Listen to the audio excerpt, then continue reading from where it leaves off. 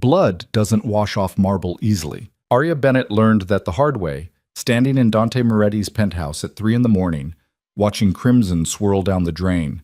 Not her blood. Not yet. But in this world, his world, it was only a matter of time. 6 months ago, she'd sold herself to save her mother's life, married a monster in Armani who ruled the city's underworld with ice-cold precision. He promised money, protection, nothing more. No love, no loyalty. Especially not loyalty. She should have known better than to expect either from a man who'd already given his heart to someone else. If you're watching from anywhere in the world, drop your city in the comments below. I want to see how far this story travels. And if you want to know whether Arya survives what's coming, hit that like button and stay until the end. The fluorescent lights in County General's billing office made everything look sicker than it already was. Arya had spent enough time in hospitals over the past 3 months to know that this particular shade of white wasn't meant to comfort anyone. It was designed to make you sign whatever they put in front of you just to get the hell out. Miss Bennett, the billing specialist, Karen, according to her name tag, didn't look up from her computer screen. Your mother's surgery is scheduled for next Wednesday. We'll need the deposit by Monday. That's $47,000. Arya's stomach dropped. Again. She'd heard the number before, but it never got easier. I submitted the financial aid application 2 weeks ago. Denied. Karen finally glanced up, her expression as warm as the linoleum floor. Your student loans put you over the income threshold. You make too much to qualify. I make $23,000 a year as a research assistant. Then perhaps you should consider a different hospital. County General is the only hospital with a cardiac surgeon who specializes in my mother's condition within 200 miles. Arya's fingers tightened around the strap of her second-hand bag. We've had this conversation. Karen's sigh suggested she'd rather be anywhere else. Miss Bennett, I understand your situation is difficult, but without payment, we cannot proceed with the surgery. Your mother's condition is serious, but it's not classified as immediately life-threatening, which means not immediately life-threatening? Arya's voice cracked. She has 6 months. Maybe. Her mitral valve is barely functioning. Every day we wait increases the risk of... I'm not a doctor, Miss Bennett. I process billing. Karen turned back to her screen, a clear dismissal. You have until Monday at 5 p.m. Cash, certified check, or approved financing only. Arya stood there for another moment, pride and panic warring in her chest, before turning and walking out. Her sneakers squeaked against the polished floor, a sound that had become the soundtrack to her slow-motion disaster of a life. Outside, the city stretched in all directions under a gray October sky. She'd grown up here, knew every street, every shortcut, every corner where something bad had happened to someone who'd trusted the wrong person. And now she was about to become another cautionary tale. Her phone buzzed. Rent reminder, due in 5 days. Another buzz, student loan payment, overdue. She silenced it and kept walking. The medical school library was nearly empty when she arrived. Most of her classmates were either in study groups or had gone home for the weekend, home to families who could afford to send them care packages and pay their tuition without taking out loans that would follow them to the grave. Arya headed to her usual corner on the 4th floor, behind the cardiology section, where no one ever ventured unless they were desperately behind or desperately avoiding someone. She was both. Her anatomy textbook lay open to the chapter on cardiac pathophysiology. Ironic, really. She could recite every detail of mitral valve prolapse, could describe the surgical procedure her mother needed with clinical precision, but she couldn't do a damn thing to actually save her. You look like you're about to murder that textbook. Arya glanced up. Marcus Chen, one of the few people in her program who didn't treat her like a scholarship case, stood there with 2 coffee cups. Only if it starts talking back. She accepted the coffee. Thanks. Marcus dropped into the chair across from her. Heard you missed Dr. Patterson's lecture this morning. That's not like you. I was at the hospital. Your mom? Arya nodded, not trusting herself to say more. Marcus was quiet for a moment. How much do you need? More than you have. She managed a weak smile. More than anyone has, unless they're robbing banks or selling kidneys. Have you considered everything? I've considered everything. She closed her textbook. Loans, fundraisers, selling everything I own. I'm about 2 steps away from one of those help me GoFundMe pages with a sad photo and a sadder story. Would that be so bad? Yes. The word came out harsher than she intended. Sorry, I can't. I can't put my life on the internet and beg strangers for money. I can't. Marcus held up his hands. Okay, I get it. Pride. Survival. Arya stared at her coffee. Once you start begging, you never stop. My mom taught me that. Your mom also taught you to accept help when you need it. Help is different than charity. Sometimes they're the same thing. Before Arya could respond, her phone rang. Unknown number. She almost didn't answer, but something made her pick up. Is this Arya Bennett? A woman's voice, professional and crisp. Yes. Please hold for Mr. Moretti. Arya's blood went cold. Everyone in the city knew that name. Dante Moretti, the man who owned half the politicians, all the judges who mattered, and more legitimate businesses than anyone could prove were actually legitimate. The kind of man whose name you didn't say out loud unless you wanted to end up as a cautionary tale. Miss Bennett. The voice that came on the line was deep, controlled, with the faintest trace of an accent that suggested old money and older power. I understand you're experiencing financial difficulties. Who is this really? I told you, Dante Moretti. We have a mutual acquaintance who thought I might be able to help with your situation. Arya stood up, moving away from Marcus. I don't know you. I don't have mutual acquaintances with people like you, and I'm not interested in whatever you're selling. I'm not selling anything, Miss Bennett. I'm offering a solution to your problem. You don't know what my problem is. Your mother needs cardiac surgery. $47,000 by Monday. You're a second-year medical student with $180,000 in existing debt, working a part-time research position that pays barely enough to cover rent in a neighborhood most people are smart enough to avoid. You're 3 months behind on utilities and 2 months from losing your apartment. He paused. Should I continue? Arya's hand tightened around the phone. That's stalking. That's illegal. That's public record and basic observation. You're not as invisible as you think, Miss Bennett. His tone didn't change, didn't warm. Meet me tonight, 8 p.m., the Belmonte Hotel, penthouse suite. Come alone. I'm not meeting you anywhere. Then your mother dies. No emotion, just fact. Those are the options available to you, pride or survival. You have 7 hours to decide which matters more. The line went dead.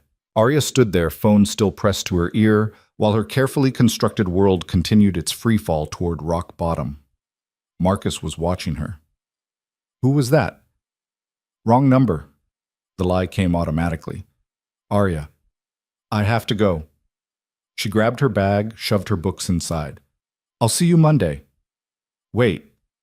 But she was already gone, down the stairs and out into the cold afternoon air that tasted like rain and poor decisions. The Belmonte Hotel rose 40 stories above the financial district, all glass and steel and the kind of quiet wealth that didn't need to announce itself. Arya had walked past it 1,000 times, had never once imagined she'd step inside. The lobby was decorated in shades of cream and gold, with modern art on the walls that probably cost more than her mother's surgery. A few well-dressed people moved through the space like they belonged there. Like this was normal, like marble floors and crystal chandeliers were just part of everyday life. Arya approached the front desk in her jeans and university sweatshirt, feeling every eye in the room track her movement. I'm here to see... She stopped. How did you announce you were visiting a mafia boss? Mr. Moretti. Penthouse. The desk clerk didn't even blink. Name? Arya Bennett. A few keystrokes. Take the elevator on the right. It will only go to the penthouse. You're expected. The elevator was all mirrors and soft lighting that made Arya look exactly like what she was, a broke student about to make the worst decision of her life. She watched her reflection as the numbers climbed. 10, 20, 30. Each floor another chance to turn back.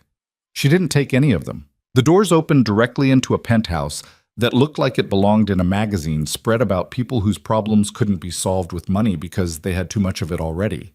Floor-to-ceiling windows overlooked the city, modern furniture that was somehow both minimal and expensive, art that she recognized from her one elective art history class. And standing by the window, looking out over his kingdom, was Dante Moretti. He was younger than she'd expected. Mid-30s, maybe. Tall, dark-haired, wearing a suit that probably cost more than her car. Everything about him was controlled. His posture, his expression, the way he turned to look at her without any wasted movement. Miss Bennett, not a question. You came. You didn't leave me much choice. There's always a choice. He gestured to the leather sofa. Sit. I'd rather stand. Suit yourself?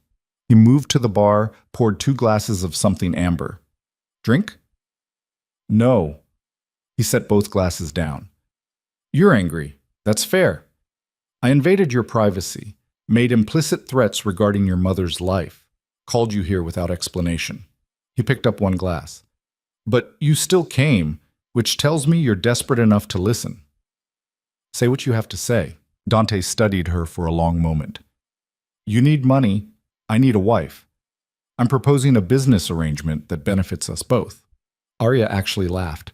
You're insane. Hardly. I'm practical. He took a sip. My father built an empire through violence and fear. Effective but unsustainable in modern society. I've spent the last 5 years legitimizing our operations. Real estate, restaurants, construction, all legal, all profitable. But there are still elements within the organization who resist change, who see my methods as weak. What does this have to do with me? Perception is everything in my world. A wife, the right wife, sends a message. Stability, legitimacy. A man who's building a legacy, not just running criminal enterprises. He set down the glass. You're perfect. Medical student. No criminal connections. Photogenic. Smart enough to play the role convincingly. You want to hire me to pretend to be your wife. I want to marry you. Legally, publicly, for a period of 2 years, after which we divorce quietly, and you receive a settlement generous enough to complete medical school debt-free with money left over. Arya's head was spinning. People don't do this. This isn't real. It's perfectly real and perfectly legal. Marriages of convenience are as old as marriage itself. Dante pulled a folder from his briefcase, set it on the table. The contract. Your mother's surgery will be paid in full by tomorrow morning. All medical bills, current and future. You'll live here, appear with me at public events, play the devoted wife. In private, we maintain separate lives. After 2 years' divorce, you walk away with $5 million. The number hit her like a physical blow. $5 million. Tax-free, plus your mother's medical care, your student loans paid, and a living stipend during the marriage. He opened the folder. Read it. Take your time. My lawyer can answer any questions. Arya didn't move. Couldn't move. Why me? You could have anyone. Because you have something most people in my world don't. The ability to walk away. You're not impressed by money or power. You're here out of necessity, not greed.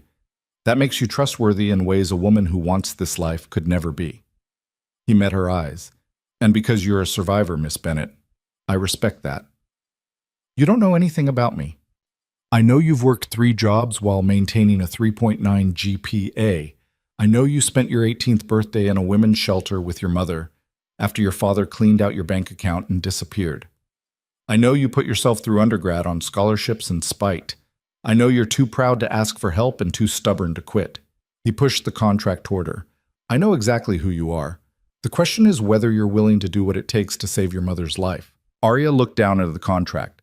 50 pages of legal language that boiled down to one simple transaction. 2 years of her life for her mother's survival. What's the catch? Her voice came out smaller than she intended. There's always a catch. The catch is that this is my world, with my rules.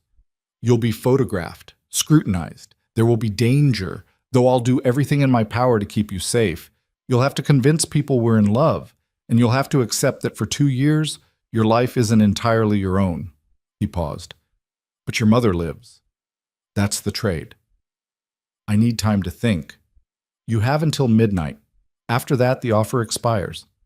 Arya picked up the contract with shaking hands. I need a lawyer.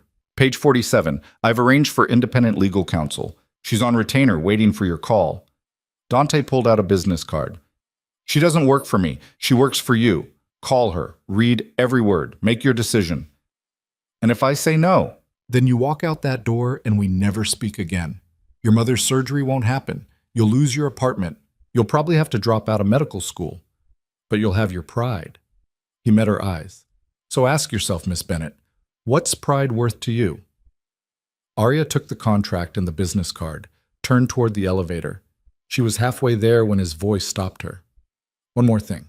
She looked back. This arrangement is professional, nothing more. I'm not interested in you romantically. I'm not interested in anyone that way. Something cold flickered in his expression.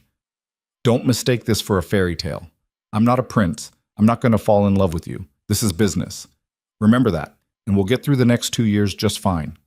The words should have been reassuring. They weren't. Arya rode the elevator down in silence, clutching the contract like a lifeline or a noose. She couldn't tell which. The lawyer's name was Rebecca Santos, and she met Arya at an all-night diner in a part of town where nobody asked questions. I've reviewed the contract. Rebecca was mid-40s, sharp-eyed, with an expression that suggested she'd seen worse things than a coerced marriage. It's airtight, heavily weighted in your favor, actually, which surprises me. Why? Because Dante Moretti doesn't do favors. If he's offering you this deal, he needs you as much as you need him. She turned to a page marked with a sticky note. You'll receive $10,000 monthly stipend, all living expenses paid, complete medical coverage for you and your mother, and the $5 million settlement is guaranteed regardless of the reason for divorce, even if you're the one who ends it early. What's he getting? A wife who shows up, looks the part, and doesn't embarrass him.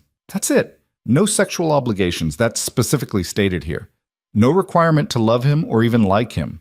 You attend events, you smile for cameras, you sleep in separate bedrooms, and in 2 years you're a rich woman. Rebecca closed the contract. It's the best prenup I've ever seen for the non-wealthy spouse. Then why does it feel like I'm selling my soul? Because you are. Just not in the way you think. Rebecca leaned back. Here's what I know about Dante Moretti. He's dangerous. He's calculating. He's turned his father's criminal empire into something that looks legal from the outside, but there's still blood under the polish. You marry him, you become part of that world. People will hate you. People will try to hurt you to get to him. And when it's over, you'll have 2 years of memories you can't ever talk about. But my mother lives. Your mother lives. Rebecca pushed the contract back across the table. The question isn't whether this is a good deal. It's whether you can live with what it costs. Arya stared at the folder. 50 pages. 2 years. 1 life. What would you do? She asked quietly. Rebecca didn't hesitate. I'd sign, but I'm not you, and I'm not the one who has to look in the mirror afterward. Arya's phone buzzed. A text from a number she didn't recognize. Your mother's surgery has been moved to emergency status. She's being prepped now. Complications with her valve. If you want the hospital paid, I need your answer. DM. Her hands went numb. Rebecca saw her expression. What is it? My mother. Arya stood, the world tilting. I need to. The hospital's 15 minutes from here. I'll drive you. Rebecca was already grabbing her coat. And Arya? Bring the contract. If you're going to do this, do it now, while you're too scared to overthink it. County General's ICU smelled like antiseptic and fear. Arya's mother lay in bed 3, looking smaller than Arya remembered, surrounded by machines that beeped and hummed and kept her alive through sheer mechanical stubbornness. Miss Bennett, a doctor she didn't recognize, approached. Your mother had an acute episode. We've stabilized her, but we need to perform the surgery immediately. Tonight. The valve is failing faster than we anticipated. How long does she have? Without surgery? Hours. Maybe less. The doctor glanced at his chart. But the financial, it's covered. Arya heard herself say the words. Do the surgery, whatever it costs. It's covered. We'll need confirmation. Arya's phone rang. Dante Moretti. She answered. My mother needs surgery now. I know. The hospital will receive payment confirmation in the next 10 minutes. All costs covered, as promised. A pause. Do we have an agreement, Miss Bennett? Arya looked at her mother. At the machines. At the doctor waiting for an answer. 2 years. That's all he wanted. 2 years of her life for a lifetime of her mother's. Yes. The word tasted like ashes. We have an agreement. Rebecca has the contract? Yes. Sign it. Photograph it. Send it to my lawyer. The hospital will be paid immediately. His voice remained steady, businesslike. And Arya? It was the first time he'd used her first name. Welcome to the family. The line went dead. Rebecca had the contract spread on a waiting room table, pen ready. "You're sure?" "No." "Yes." "Then sign." Arya signed her name in 12 places. Her hand didn't shake. She was beyond shaking, beyond fear, beyond everything except the simple mathematics of survival. Rebecca photographed each page, sent them to a number Dante had provided. 30 seconds later, Arya's phone buzzed. "Payment confirmed. Surgery approved.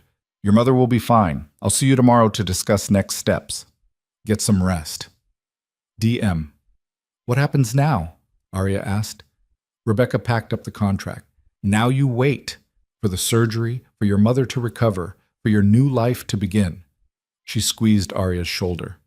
"And for what it's worth, I think you made the right choice. The only choice, really." "Then why do I feel like I just made the biggest mistake of my life?" "Because you're smart enough to know that every choice costs something. You just decided your mother's life was worth the price." Rebecca headed for the door. "Call me if you need anything, day or night. You're going to need a friend in this world. Might as well start with your lawyer." She left. Arya sat alone in the waiting room while doctors operated on her mother in a surgery she couldn't afford, paid for by a man she'd just promised to marry. 2 years. 730 days. She could survive that. She could survive anything. She had to.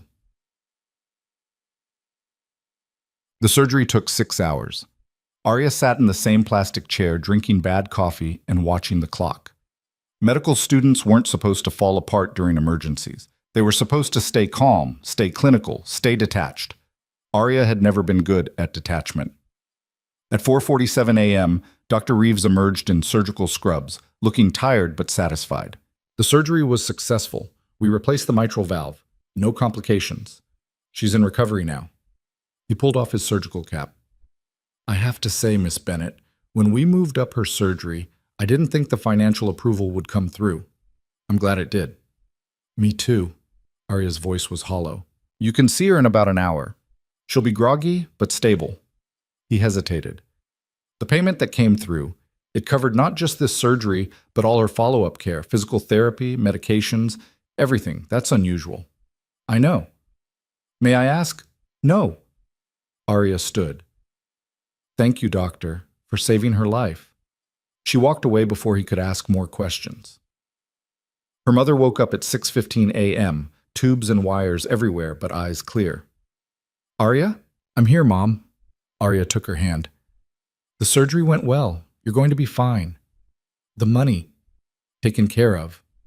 "How?" Her mother's grip tightened. "Arya, what did you do?" "What I had to." Arya smoothed her mother's hair back. "Don't worry about it. Just focus on getting better." "Baby." "Mom." Arya's voice broke. "Please, just let me do this. Let me take care of you for once. Please." Her mother searched her face, saw something that made her expression crumble. "Oh, sweetheart, what did you do?" "I made a deal." Arya wiped her eyes. "A good deal. You're alive. That's all that matters." "Nothing's worth—" "You are." Arya kissed her forehead. "You're worth everything. Now rest. I'll be here when you wake up." Her mother's eyes were already closing, pulled under by medication and exhaustion. "Love you." "Love you too." Arya sat there holding her mother's hand while the sun came up over the city, painting everything gold and new, like the world hadn't just fundamentally changed. Her phone buzzed, a text from Dante. "Car will pick you up at noon. We have arrangements to make." DM. She didn't respond, just sat there in the growing light, trying to remember what her life had been like 24 hours ago, before she'd traded it away. At 11:45, a nurse came in. "Miss Bennett, there's a car waiting for you downstairs." Arya kissed her mother's forehead one more time, grabbed her bag, and headed for the elevator. In the lobby, a black Mercedes waited, driver standing by the rear door. He was tall, built like someone who'd done hard time, with eyes that tracked everything. "Miss Bennett, I'm Vincent, Mr. Moretti's head of security." He opened the door. "If you'll come with me." Arya got in. The car pulled away from the hospital, away from her old life, toward whatever waited in the world she'd just agreed to enter. Vincent drove in silence through streets that grew progressively cleaner, buildings progressively taller, until they pulled up to the Belmonte Hotel again. Mr. Moretti is expecting you. The penthouse elevator. The same journey she'd made the night before, but this time she wasn't a desperate student begging for help. This time, she was the future Mrs. Moretti. The doors opened. Dante stood in the same spot by the windows, like he hadn't moved in 12 hours. Maybe he hadn't. Men like him probably didn't need sleep. Your mother's surgery was successful. Not a question. He knew. Of course he knew. Good. Thank you. The words felt strange. Thanking someone for buying you. For paying. We had an agreement. I keep my agreements. He turned. We have things to discuss. Sit. This time, Arya sat. Dante remained standing, a position of power she was too tired to challenge. The announcement will be made in 3 days. Engagement first. We'll say we've been seeing each other privately for 6 months. Wedding in 2 weeks. 2 weeks? Long engagements invite scrutiny. Better to move quickly. Present it as spontaneous, romantic. His tone suggested he found the concept absurd. You'll move in here tomorrow. I've had a suite prepared, separate from mine. You'll have complete privacy. What about my apartment? Your lease has been paid through the end of the year. Keep it, sell it, sublet it. I don't care. But you'll live here. Appearances matter. Arya's head was spinning.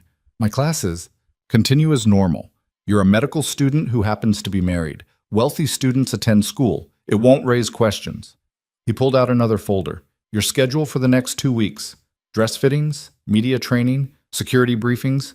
You'll be photographed starting tomorrow. Everything you do, everywhere you go, will be documented.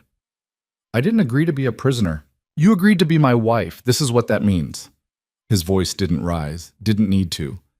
Your safety is my responsibility. You go nowhere without security. You speak to no press without approval. You maintain the image we're building. That's the contract. The contract said I attend events and play the part. It didn't say I give up my entire life. Your life is the part now. Dante moved closer. Understand this, Arya. There are people who would hurt you to hurt me. Kill you to send me a message.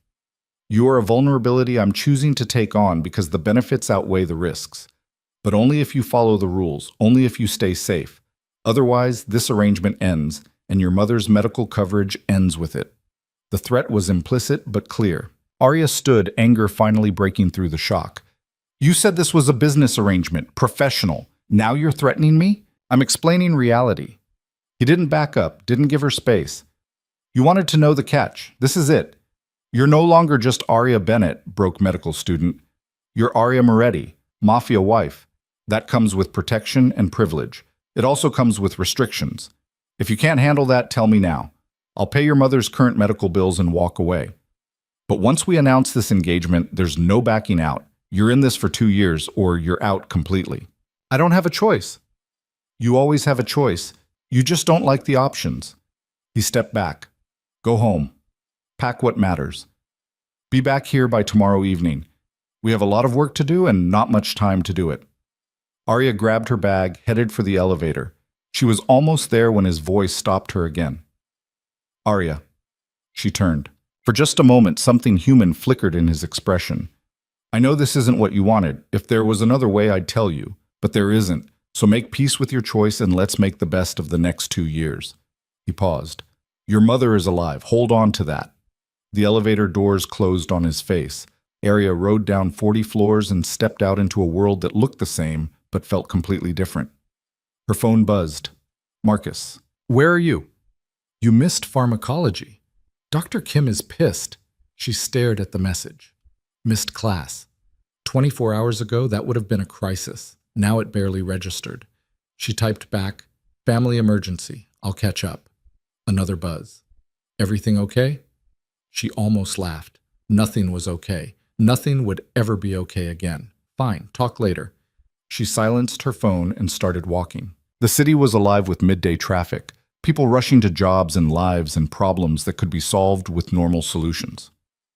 Arya moved through them like a ghost, already separate, already other. At a corner coffee shop, she stopped, bought a black coffee she didn't want, sat by the window and watched people pass. In 2 weeks, she would marry Dante Moretti. In 2 weeks, she would become someone else. In 2 weeks, Her life as Aria Bennett would effectively end. But her mother would live.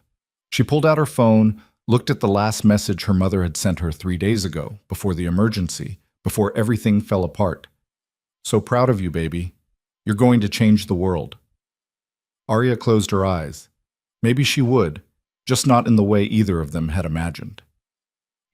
The apartment looked smaller when she got home, dingier. The cracked ceiling she'd stopped noticing seemed glaring now. The radiator that barely worked, the windows that didn't quite close, the neighbors who fought at 2 a.m., all of it suddenly intolerable. This was her life, had been her life. In 24 hours, it would be her past. She started packing, clothes first. Most of them were secondhand, bought from thrift stores or borrowed from friends. She'd need new ones anyway. Dante had mentioned stylists. Of course he had. Books next, textbooks, novels, the collection of poetry her mother had given her for graduation. Those came with her. Those mattered. Photos. Her father, before he left. Her mother, healthy and smiling at Aria's high school graduation.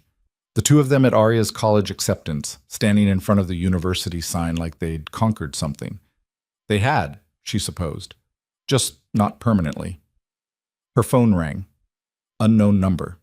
She almost didn't answer. "Miss Bennett, this is Catherine Walsh. I'm Mr. Moretti's personal stylist. I'll be at your residence in 1 hour to begin preliminary wardrobe consultation." "I'm sorry, what?" "You'll need appropriate clothing for tomorrow's events. Mr. Moretti indicated you would require a complete wardrobe. I'm here to facilitate that."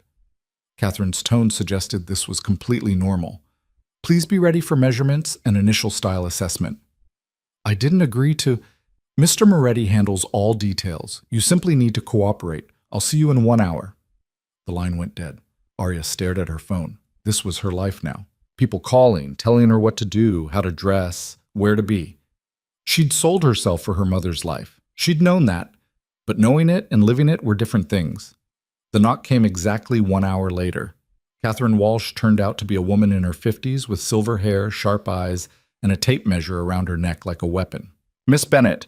She walked in without waiting for invitation, assessing the apartment with one sweeping glance. "We have work to do." Arms up. "Excuse me?" "Measurements. Unless you plan to attend tomorrow's events naked, which would certainly make headlines, but not the kind we're aiming for." Catherine pulled out the tape measure. "Arms up, please." Aria raised her arms. For the next 90 minutes, she was measured, photographed from every angle, questioned about her style preferences. She didn't have any. Her comfort level with various levels of formality, low, and her shoe size, 7.5. "You're thin." Catherine made notes on her tablet. "That's workable. Height is good. Bone structure is excellent. Your hair needs professional attention. Color, cut, styling. Skin is acceptable but would benefit from a proper routine. Overall, you're a solid foundation." "I'm not a building. In this world, you're exactly that. A structure Mr. Moretti is building an image around. My job is to make sure that image is polished, appropriate, and sends the right message." Catherine snapped her tablet closed. "Clothing will be delivered tomorrow morning, 6 a.m. You'll have a selection to choose from for various occasions. After the announcement, we'll do a full wardrobe build. 6 a.m.? You have a dress fitting at 8, hair and makeup at 10, media training at noon, security briefing at 2, and dinner with Mr. Moretti at 7 to review protocols. Your day starts early. Get used to it." Catherine headed for the door. "And Miss Bennett, whatever life you had before, let it go. The woman you're becoming has no use for it." She left. Aria stood in her apartment, her old life, and felt the walls closing in. Her phone buzzed. A calendar invitation. From Dante's assistant. Every hour of tomorrow accounted for, color-coded with reminders. 6 a.m. Wardrobe delivery. 8 a.m. Dress fitting, Belmonte Hotel, Suite 4012. 10 a.m. Hair/makeup consultation, Belmonte Hotel, spa level. 12 p.m. Media training, Belmonte Hotel, conference room B. 2 p.m. Security briefing, Belmonte Hotel, penthouse. 7 p.m. Dinner with DM, Belmonte Hotel, private dining room. Every single appointment at the Belmonte. Her new home, her new prison. She accepted the invitation. What choice did she have? At 11 p.m., her phone rang again. This time, she recognized the number. Dante? Are you settling in? His voice was the same controlled tone, like they'd been married for years instead of having signed a contract yesterday. Is that what you call it? I call it preparation. Tomorrow begins the public phase of our arrangement. The media will be hungry for details. We need our story straight. Our story. We met 6 months ago at a charity gala. You were there as a volunteer medical student. I was there as a donor. We connected over a shared interest in cardiac research. We've been seeing each other privately since then. I proposed last week. You said yes. Simple. Believable. Romantic enough to sell. That's not what happened. That's exactly what happened, as far as anyone else is concerned. You understand the difference between truth and story, don't you, Arya? She closed her eyes. Yes. Good. Memorize it. Believe it when you tell it. The best lies are the ones we tell ourselves first. He paused. Get some sleep. Tomorrow will be difficult. The day after will be worse. But you'll adapt. People like us always do. People like us? Survivors. He hung up. Arya sat in the dark of her apartment, listening to sirens in the distance and her neighbors fighting through the walls. Survivors. Maybe he was right. Maybe that's all they were. Maybe that's all they'd ever be. She went to bed in her old life one last time, knowing that when she woke up, everything would be different. And somewhere across the city, in a penthouse 40 stories up, Dante Moretti stood by the window looking out over his kingdom, preparing to add one more piece to his carefully constructed empire. A wife. A partner.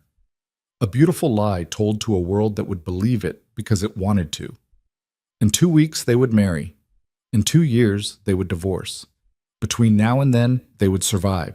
That was the deal. That was the price. That was the only truth that mattered. The wardrobe boxes arrived at 5:47 a.m., 13 minutes early. Arya knew because she'd been awake since 4, staring at the ceiling and trying to remember how to breathe normally. 3 men in matching black polo shirts carried in garment bags and shoe boxes like they were moving furniture, efficient and silent. They didn't make eye contact, didn't ask questions, just filled her small living room with more clothing than she'd owned in her entire life and left. The note pinned to the first garment bag was handwritten on heavy cardstock. For today's fitting, the navy dress. Shoes marked 1A. Jewelry will be provided. Be ready by 7:30. Vincent will collect you. C.W. Arya unzipped the bag. The dress inside was simple, elegant, probably cost more than 3 months of her rent. She touched the fabric, silk, real silk, and felt her stomach turn. This was real. This was actually happening. Her phone buzzed, a text from the hospital. Her mother was awake, asking for her. Arya called. A nurse answered, then her mother's voice came through, stronger than yesterday but still weak. Arya, where are you? Home. I had to take care of some things. The lie came easier than it should have. How are you feeling? Like I got hit by a truck, but alive. A pause. The doctor said everything's paid for. All of it. He seemed surprised. Don't worry about it, Mom. That's what worries me. Baby, what did you do? Arya looked at the dress hanging in her apartment, at the life she was about to step into. I found a solution. That's all. Just focus on getting better. Arya, I have to go. I'll visit tomorrow. I love you. She hung up before her mother could press harder. At 7:30 exactly, her buzzer rang. Vincent's voice came through the intercom, professional and clipped. Miss Bennett, we should leave now to stay on schedule. Arya grabbed her bag and headed downstairs. The Mercedes was parked illegally in front of her building, hazards on. Vincent opened the door without a word. She got in. The drive to the Belmonte took 12 minutes. Vincent didn't speak, didn't look at her in the rearview mirror, just drove with the focused attention of someone whose job was to notice everything and react to nothing. Can I ask you something? Arya finally broke the silence. Vincent's eyes flicked to the mirror. You can ask. How long have you worked for Dante? 8 years. Do you like it? A pause. Mr. Moretti is a fair employer. He values loyalty, rewards competence, protects his people. Vincent pulled into the Belmonte's private garage. That's more than most can say in this business. What business is that, exactly? Vincent put the car in park, turned to look at her directly. Survival, Miss Bennett. Same as you. Same as everyone. He got out, opened her door. The difference is, Mr. Moretti's better at it than most. The private elevator took them up, different from the lobby one she'd used before. This one required a key card, had no buttons, just went straight to the floors Dante controlled. Catherine Walsh was waiting in suite 4012, along with 2 assistants and enough mirrors to make Arya feel like she was surrounded by her own anxiety. You're on time. Good. Catherine gestured to a changing screen. Put on the dress. Leave your clothes folded. We'll need to see how it moves. Arya changed in silence. The dress fit perfectly. Of course it did after yesterday's measurements. But wearing it felt like putting on a costume. Someone else's skin. She stepped out. Catherine circled her like a predator assessing prey. The hemline is correct. The fit through the shoulders needs minor adjustment. Maria, mark it. One of the assistants moved in with pins. Turn. Arya turned. Your posture needs work. You stand like a student. Shoulders back, chin up. You're marrying one of the most powerful men in the city. Act like it. I am a student. Not anymore. Catherine's voice was sharp. You're Arya Moretti now, or you will be in 2 weeks. Start believing it or no one else will. The fitting took 90 minutes. 3 different dresses, 2 pairs of shoes, adjustments marked and noted. Catherine photographed everything, made notes on her tablet, dismissed Arya with instructions to be at the spa level by 10 o'clock. Don't be late. Marco doesn't wait for anyone, and if Mr. Moretti wants you camera ready by this afternoon, we're already behind schedule. Arya wanted to argue, wanted to say this was moving too fast, that she needed time to process, to adjust, to figure out who the hell she was supposed to be. Instead, she said, I'll be there. The spa level of the Belmonte was all white marble and soft lighting, designed to make you forget the outside world existed. Arya sat in a chair while Marco, a man in his 40s with silver-streaked hair and an accent she couldn't place, studied her like she was a problem to solve. The color is wrong. He touched her hair without asking permission. Too flat. And this cut, it does nothing for your face. We'll add dimension. Bring out the natural warmth, and the length, we'll keep it, but add shape, movement. I liked my hair. Marco looked at her in the mirror. Your hair was fine for a student working in a lab. It's not fine for a woman who will be photographed next to Dante Moretti. Do you understand the difference? Arya met his eyes. I understand I'm being turned into someone I'm not. No, you're being turned into the best version of who you are. There's a difference. He spun the chair away from the mirror. Trust me, or don't. Either way, I'm doing my job. 4 hours later, when he spun her back around, Arya barely recognized herself. Her hair was still brown, but richer somehow. Layers she didn't know she could have framed her face. It moved when she moved, caught light differently. She looked older, more polished, more like someone who belonged in Dante's world. Better, Marco said with satisfaction. Much better. Now makeup. Sophia will handle your skin. Listen to what she tells you. You'll need to maintain this. Sophia turned out to be a woman who spoke in technical terms about undertones and primer and setting spray. Arya stopped trying to follow after the first 10 minutes and just let it happen. When Sophia finished, Arya looked like a stranger wearing her face. You photograph well, Sophia said, taking pictures with a professional camera. Good bone structure. The camera will love you. Just remember, less is more in person, more is more on camera. I'll send you home with products and a routine. Use them. By the time Arya made it to the media training session, she was exhausted, and it wasn't even noon. The trainer was a woman named Patricia who'd worked in political campaigns and corporate PR. She had Arya sit across from her in a conference room that felt more like an interrogation chamber. You're going to be asked questions, personal questions, invasive questions, questions designed to make you slip up or say something quotable. Patricia opened a folder. Let's practice. How did you and Mr. Moretti meet? Arya recited the script. At a charity gala 6 months ago, I was volunteering. He was a donor. We connected over cardiac research. Cardiac research? That's your opening line?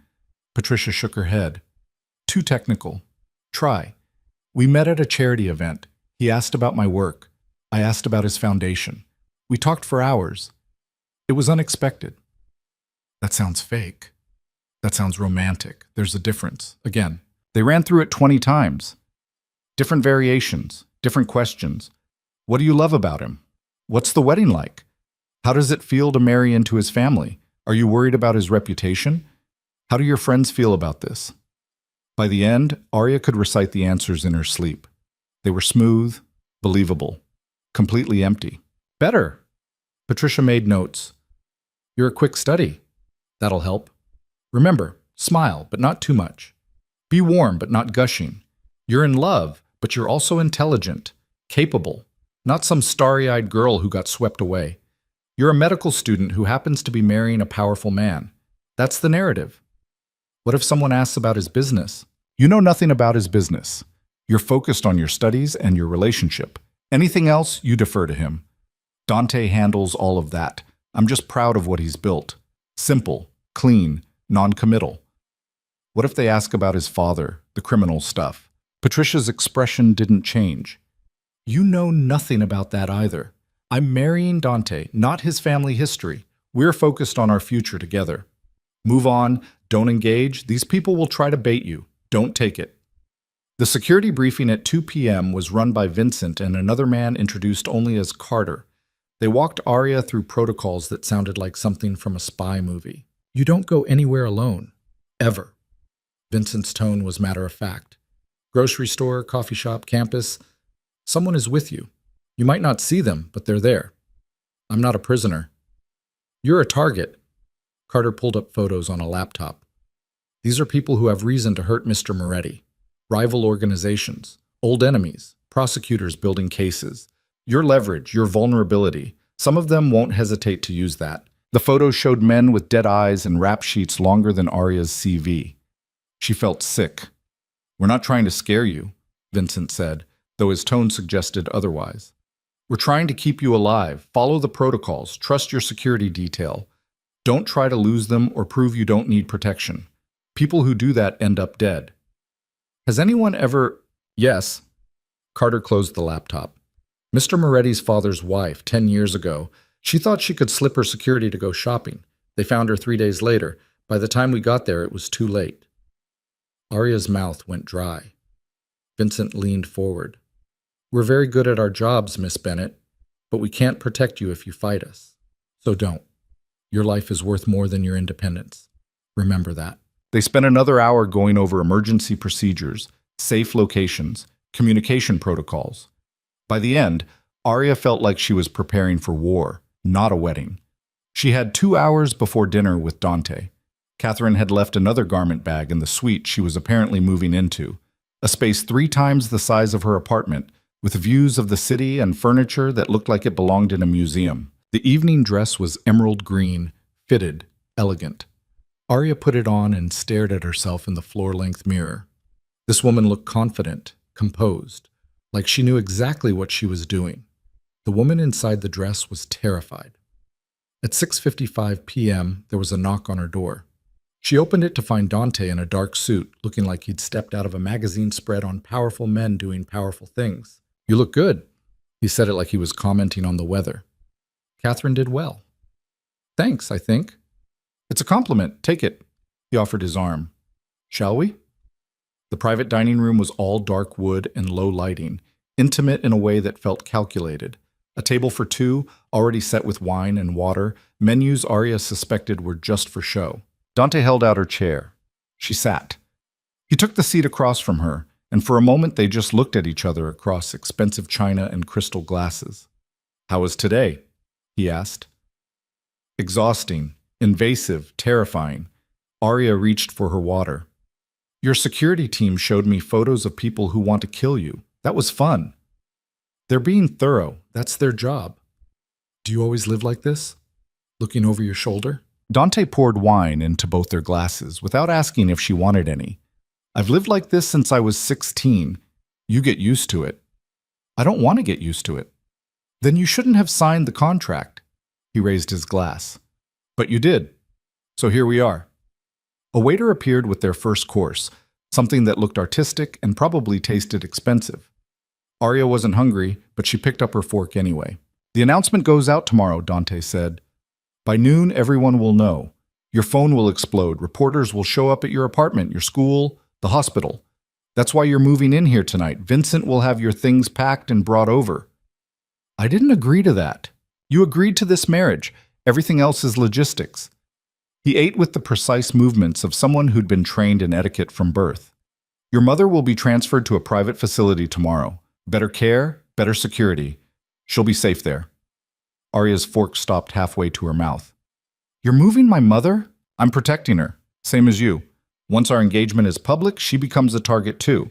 The private facility has 24-hour security. The best cardiac specialists in the country. She'll recover faster there. You can't just... I can. I did. It's done. Dante's voice remained level.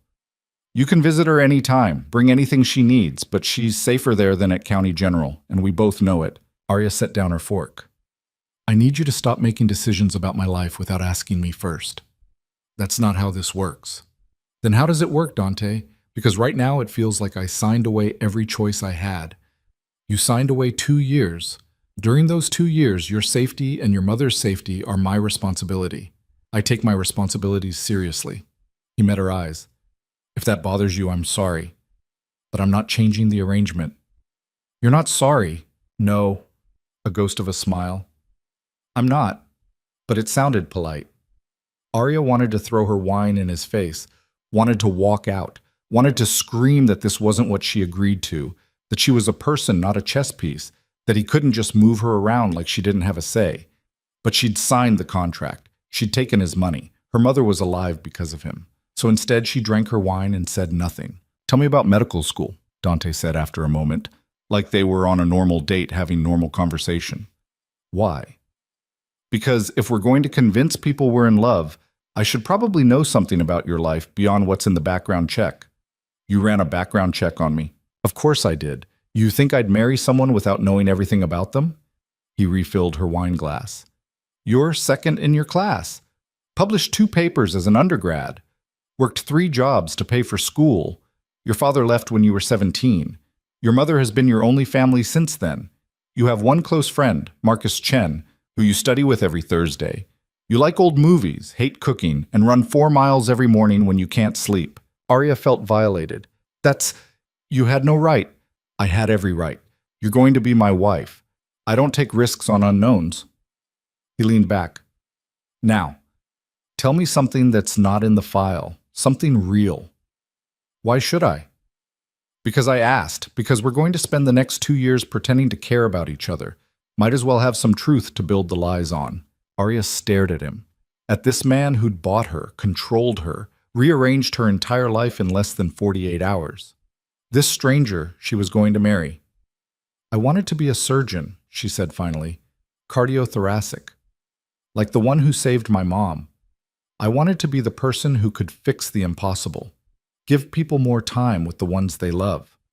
She took another drink. Now I'm marrying a criminal to pay for my mother's surgery. Funny how things work out. I'm not a criminal. Your father was. My father's dead. Something cold flashed in Dante's eyes. I'm not him. I've spent 5 years making sure of that. But you still use fear, still use violence when you need to. Vincent told me about your father's wife, about what happened when security failed. That won't happen to you. How can you promise that? Because I learned from other people's mistakes. Dante pushed his plate away. My father was careless, arrogant. He thought power alone was enough to protect the people he claimed to care about. It wasn't. I won't make the same error. Do you care about me? The question hung between them. Dante was quiet for a long moment.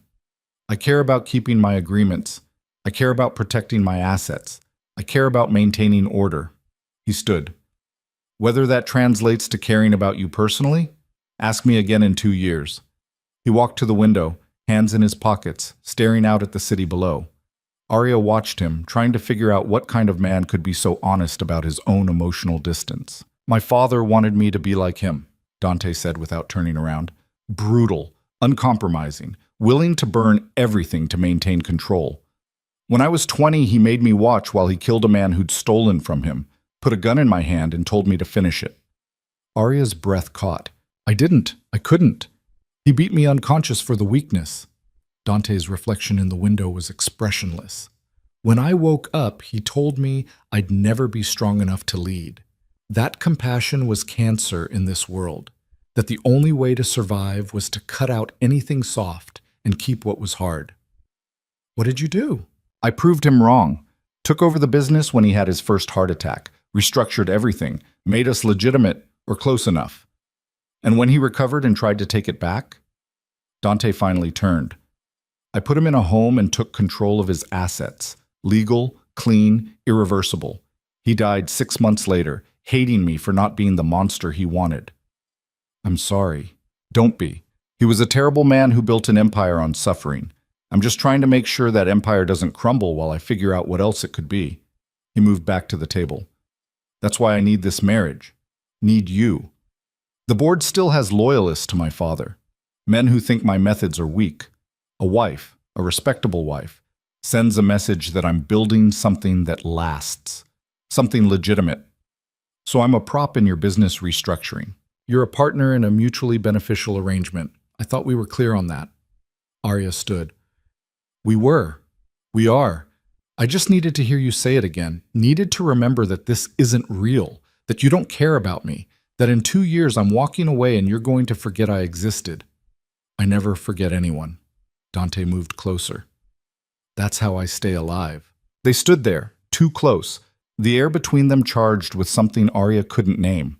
Anger, maybe. Or recognition. Two people who'd both sold pieces of themselves to survive. I should go, she said. It's been a long day. Your suite is ready. Vincent already moved your things. Of course he did. Dante walked her to the door. Tomorrow's going to be difficult. The media storm will be intense. Stay close to security. Don't answer questions you haven't been prepped for. And Arya? She turned. Try to smile in the photos. We're supposed to be in love. She left without responding. Her new suite was exactly as she'd seen it before. Enormous, beautiful, empty. Her few possessions looked lost in it. Boxes of books, her laptop, the photos that mattered. Everything else was new, provided, bought.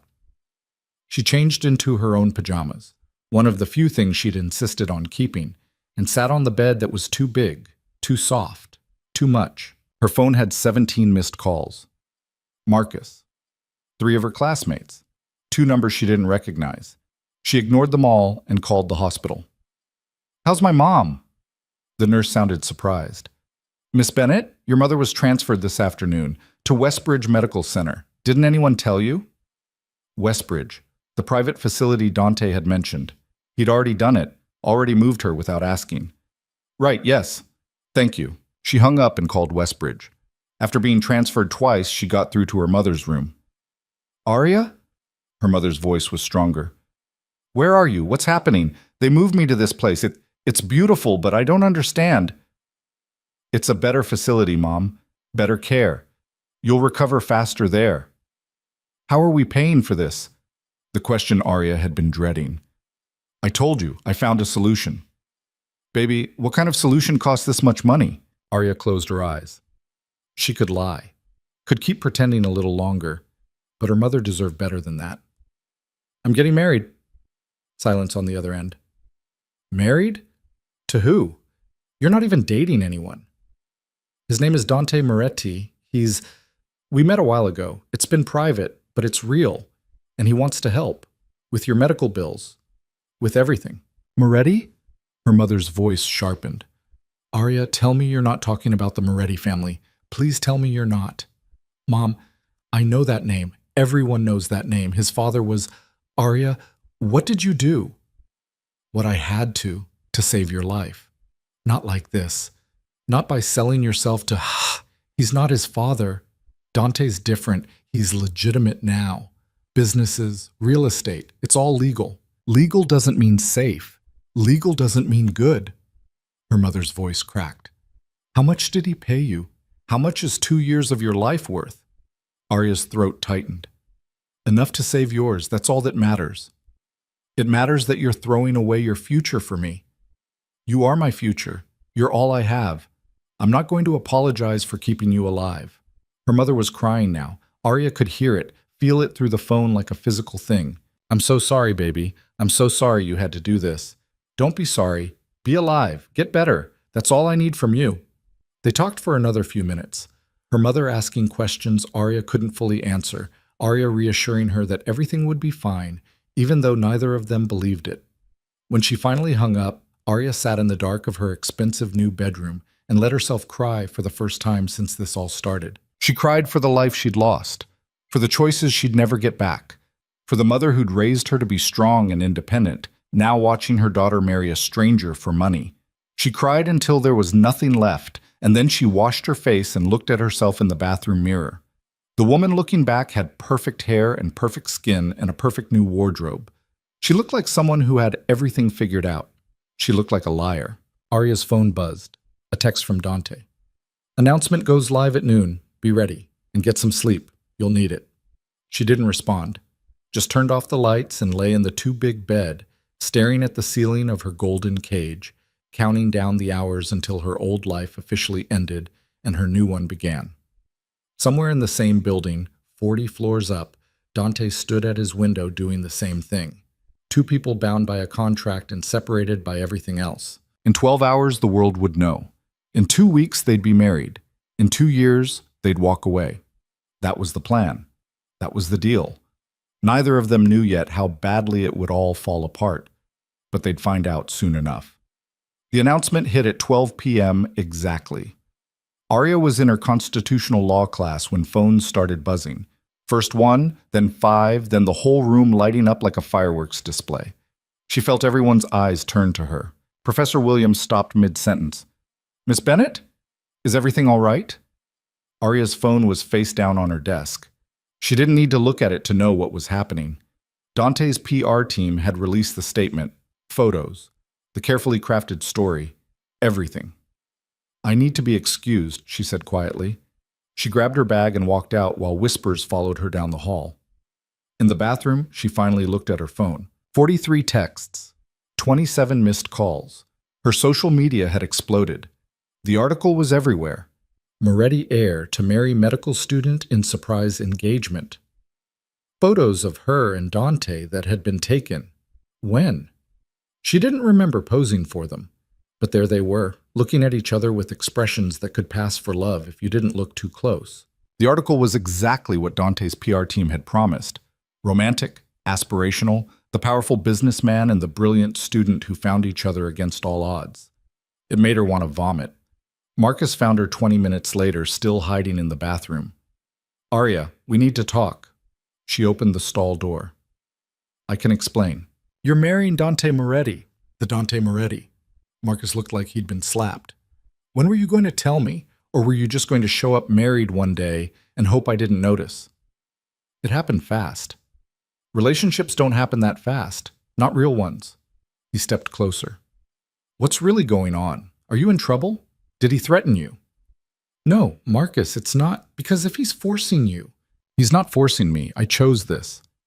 The lie came smoother now. "I love him. We've been seeing each other for months. I kept it private because I knew people would judge." Marcus studied her face. "You're lying." "I'm not." "You're terrible at lying. Always have been." He pulled out his phone, showed her the article. "This doesn't sound like you. This whole thing doesn't sound like you. People change. Not this much. Not this fast." His expression softened. "Arya, whatever you got yourself into, let me help. There's always another way." "There isn't. Not this time." She met his eyes. "My mom needed surgery. I couldn't afford it. Dante helped, that's all." Understanding dawned on Marcus's face. "Oh no, Arya, no. Tell me you didn't." "I did what I had to do. Same as always." "This isn't the same. This is... You sold yourself." "I made a deal. 2 years. Then I'm free and my mom is alive. That's worth it." "Is it? Is it really worth marrying someone you don't love? Someone dangerous?" "He's not dangerous, not to me." "You don't know that." "I know enough." Arya grabbed her bag. "I have to go. Security is probably looking for me." "Security?" "Arya, listen to yourself. You're talking like someone who made a choice and has to live with it." "That's all any of us do, Marcus. I just made mine bigger than most." She walked out before he could argue more. Vincent was waiting in the hallway, expression neutral. "Miss Bennett, we should return to the Belmonte. The media has arrived at your apartment. Campus security is handling them, but we need to get you somewhere secure. Arya followed him to the car without protest. The next 2 weeks blurred together in a chaos of preparation and performance. Dress fittings, cake tastings, seating charts for a wedding that was more political summit than celebration. Meeting Dante's business associates, smiling and playing the devoted fiancé, while men who'd made their fortunes on violence and extortion kissed her hand and welcomed her to the family. She moved through it all like she was watching herself from outside her body. The real Arya was still somewhere else, still the broke student with big dreams and bigger debts. This woman in designer clothes attending charity galas and posing for photographers, she was just playing a role. But the longer she played it, the harder it became to remember where the role ended and she began. The wedding was scheduled for a Saturday in early November, and Arya discovered that when you married a man like Dante Moretti, nothing was small, nothing was private, nothing was yours. The ceremony would take place at the Cathedral of St. Sebastian, a building that looked like it had been transplanted from Europe, all Gothic arches and stained glass that threw colored light across marble floors. 300 guests, a reception at the Grand Hall that cost more per plate than most people made in a month. Photographers from every major publication in the city. Arya stood in the bridal suite the morning of the wedding, staring at herself in a dress that cost 6 figures and felt like a straitjacket made of silk and lace. "You look beautiful." Catherine was behind her, making final adjustments. Absolutely perfect. Perfect. That word again. Arya was so sick of it she could taste it. Her mother sat in a wheelchair near the window, recovering well but still weak.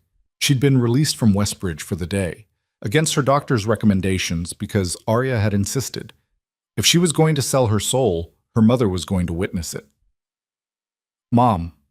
Arya turned. "Can we have a minute?" Catherine and her assistants filed out without a word. The silence that followed felt heavier than the dress. "You don't have to do this," her mother said quietly. "Even now, even here, you can still walk away." "And go where? Back to being broke? Back to watching you die because I couldn't save you?" Arya sat down carefully, the dress pooling around her like a white ocean. "This is done, Mom. It's been done since I signed the contract. A contract isn't a life sentence. In this world, it is." Arya reached for her mother's hand. "I need you to be okay with this. I need you to stop looking at me like I'm making the worst mistake of my life." "Aren't you?" "Maybe, probably. But it's my mistake to make." She squeezed her mother's fingers.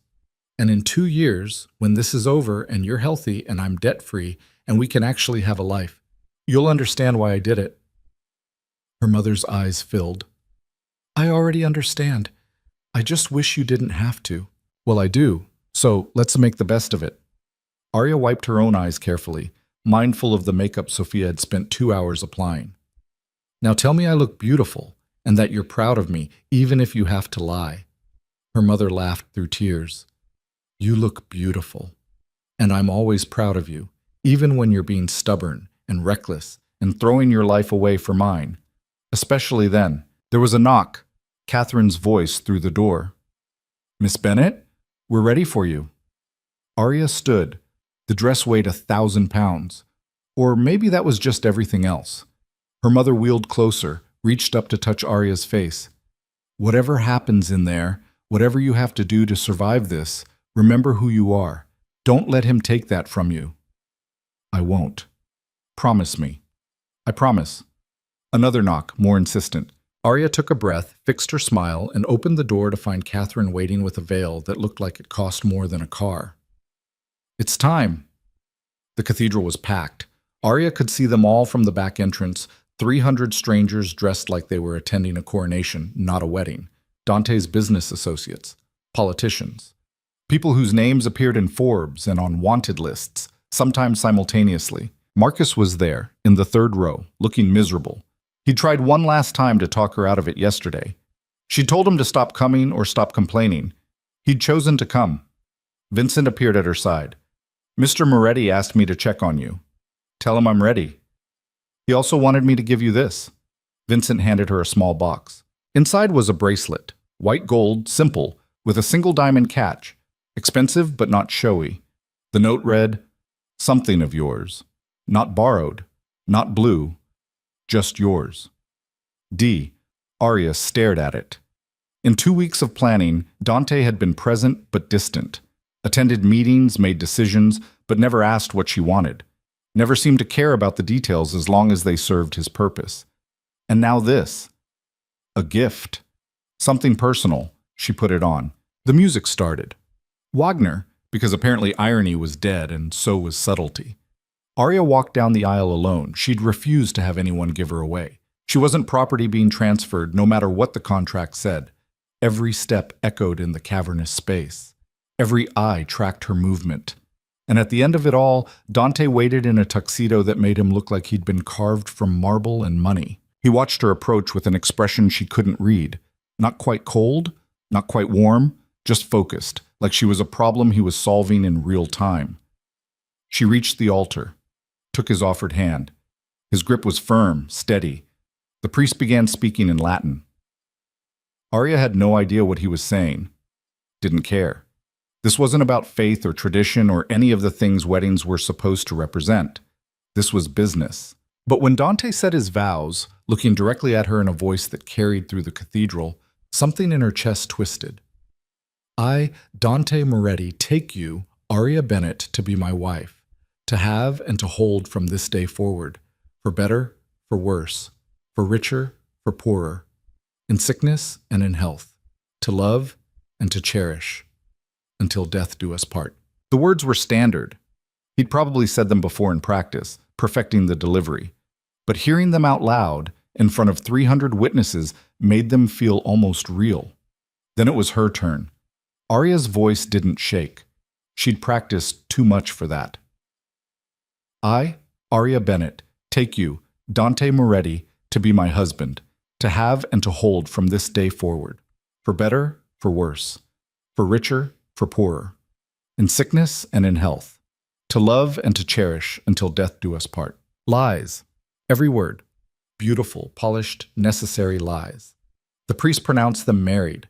Dante lifted her veil, leaned in for the kiss that would seal it all. His lips touched hers, brief, chaste, nothing like the passionate embrace the crowd probably expected. But his hand on her waist tightened for just a second, and when he pulled back, something flickered in his eyes that looked almost like regret. Then it was gone, and he was turning her toward the crowd, and they were walking back down the aisle as Mr. and Mrs. Moretti while everyone applauded their perfect performance. The reception was exactly as miserable as Arya had anticipated.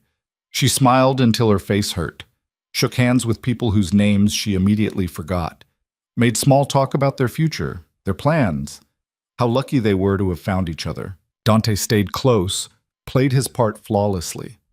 The attentive husband, the man in love. His hand never left her waist or her back, a constant presence that was somehow both reassuring and suffocating. During their first dance, he pulled her close enough to whisper, "You're doing well. Everyone believes it. That's what you're paying me for. True, but you're exceeding expectations." He spun her smoothly. "How's your mother?" "Tired, happy I'm happy, lying as well as I am. It's a family talent, apparently." Arya looked up at him. This close, she could see the fine lines around his eyes, the small scar above his left eyebrow. Details you missed from a distance. "Do you ever tell the truth about anything?" "I'm telling it now. You look beautiful. You're playing your role perfectly, and I'm grateful you're here." "Grateful enough to let me skip the rest of this circus?" "Not even close." But he smiled slightly. 2 more hours. Then we can leave for the hotel. The hotel. Our wedding night. People expect us to disappear for a romantic evening. We have a suite at the Windsor. Separate bedrooms, obviously, but we need to maintain appearances. Of course, even their wedding night was performance. The cake cutting was a photo opportunity. The toasts were political theater, Dante's business partners praising his vision, his success, his beautiful bride. No one mentioned his father. No one mentioned the empire built on broken bones and broken laws. Arya drank too much champagne and smiled too much, and by the time they were finally allowed to leave, she felt like she'd run a marathon in heels and a corset. The car ride to the Windsor was silent.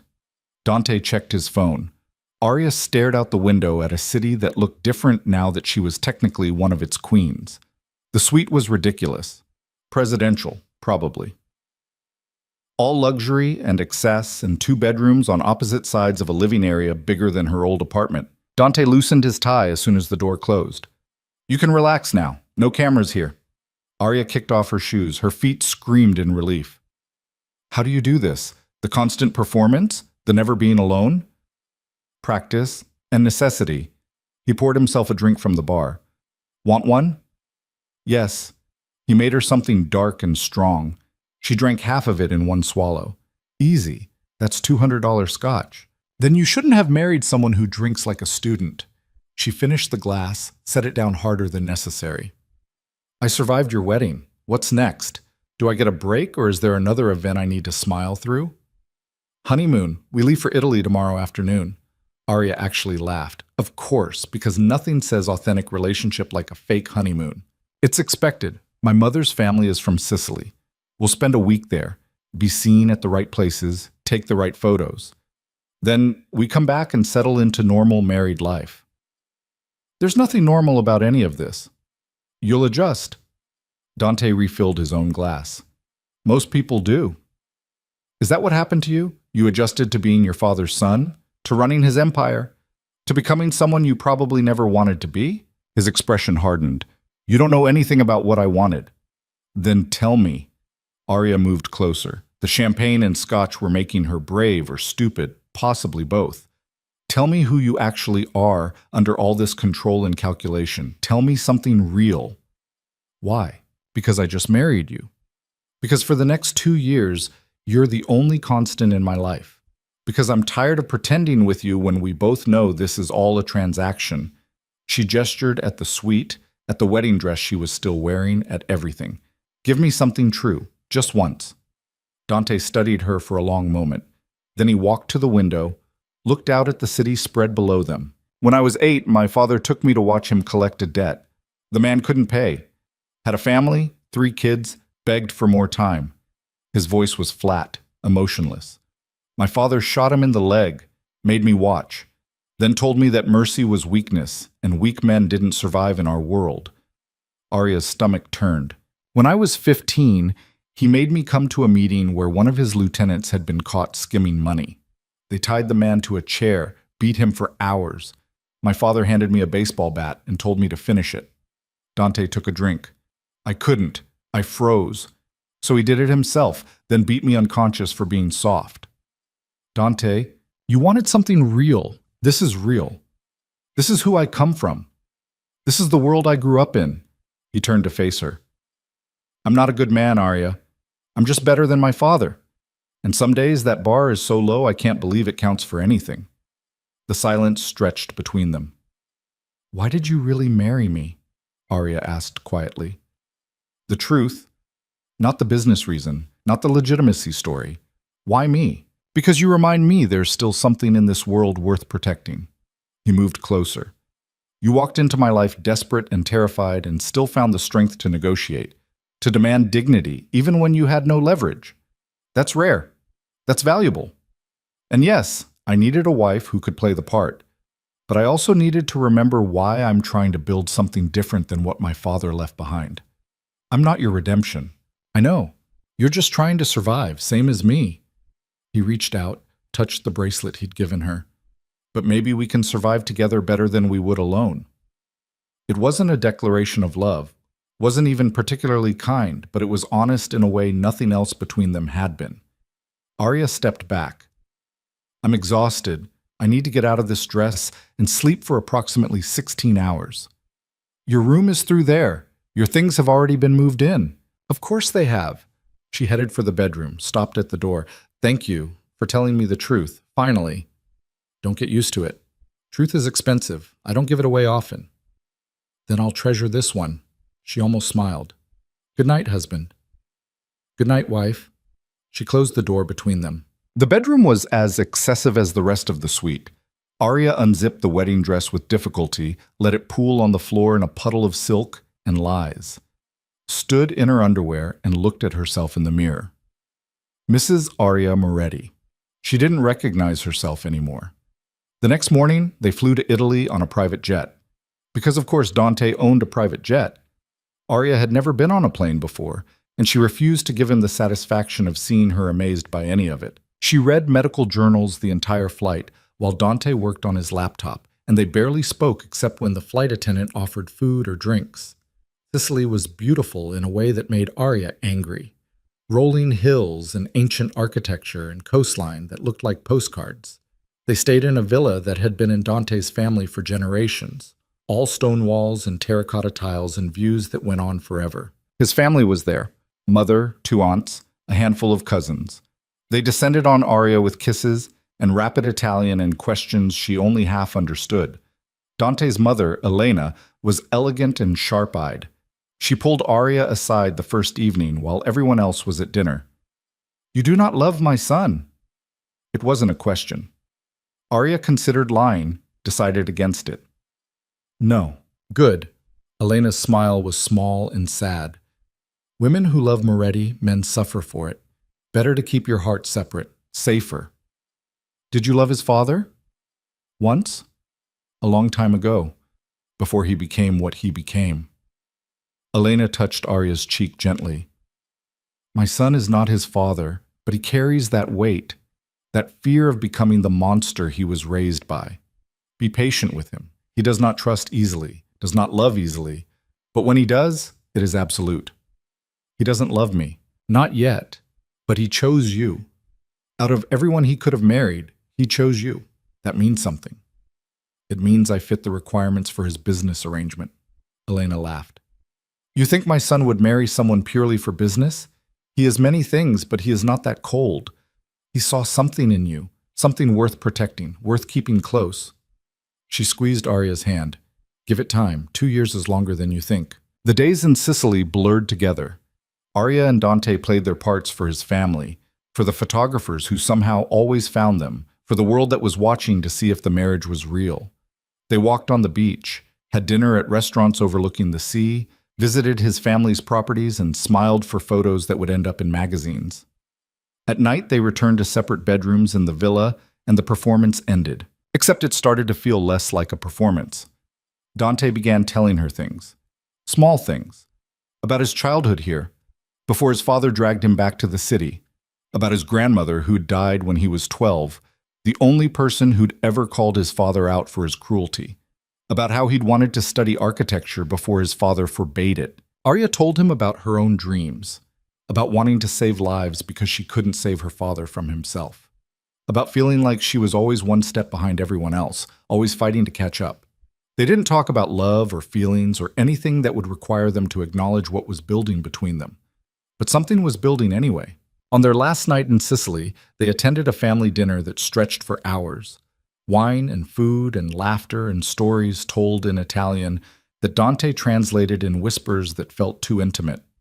Walking back to the villa afterward, along a path lit by lanterns, Dante took her hand. Arya almost pulled away, then didn't. "Your family is nice," she said. "Loud, but nice. They like you, my mother especially. She said you have strength. Coming from her, that's the highest compliment. She also said I don't love you." Dante stopped walking. "What did you tell her?" "The truth, that I don't." "Good." But he didn't let go of her hand. "Love complicates things. And this isn't complicated enough? This is simple. We have an agreement, terms, an end date. Love would make it messy. You sound like you're afraid of it." "I am." He started walking again, pulling her gently along. "I've seen what love does to people in my world, how it's used against them, how it destroys them. My father loved my mother once, and he spent 20 years making her pay for it. Not all love is like that. In my experience, it is." They reached the villa, stood in the courtyard under stars that looked fake. They were so bright. "What if it wasn't?" Arya asked. "What if you could have something real? Would you even want it?" Dante looked at her like he was trying to solve an equation with no answer. "I don't know. I've spent so long building walls that I'm not sure what's left inside them anymore. Maybe that's the problem. Maybe you've locked yourself in so tight that you forgot how to let anyone else in. Maybe that's by design. Maybe it's just lonely." His jaw tightened. "I should say goodnight." "Dante, good night, Arya." He went inside without looking back. Arya stood alone in the courtyard for a long time, trying to figure out when this stopped being simple and started being something else. They flew back to the city 3 days later. The honeymoon was over. Real life, or whatever passed for real in their arrangement, was beginning. The penthouse felt different when they returned. Less like a hotel, more like a prison they were both serving time in. Arya threw herself back into medical school.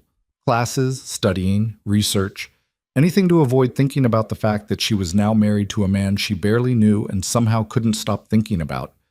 Dante buried himself in work.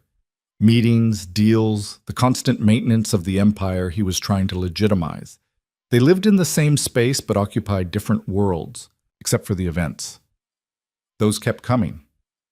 Galas, fundraisers, business dinners, where Arya had to smile and play the devoted wife while men who'd killed people discussed quarterly earnings.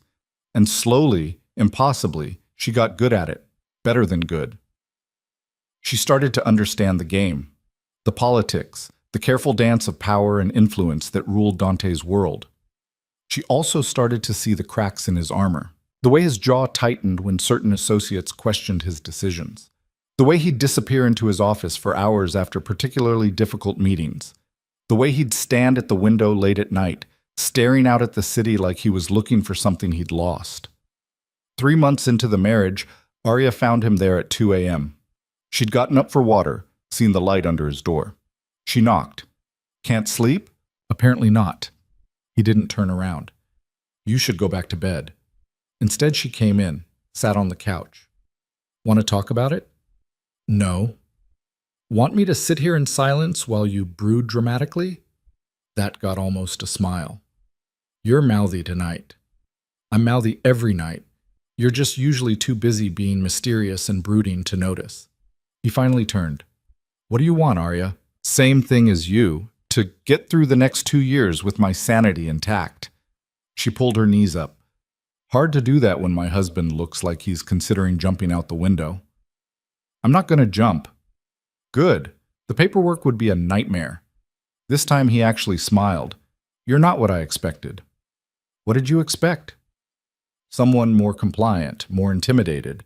Someone who'd take the money and keep quiet and not ask difficult questions. Sorry to disappoint. You didn't. You've exceeded every expectation I had. He moved to sit across from her. That's the problem. How is that a problem? Because I wasn't supposed to like you. I wasn't supposed to enjoy your company. I wasn't supposed to look forward to coming home because I knew you'd be here.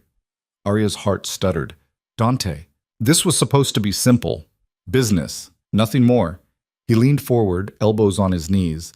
But you make it complicated. You make me want things I can't afford to want. What things? This. Us. Something real instead of performed.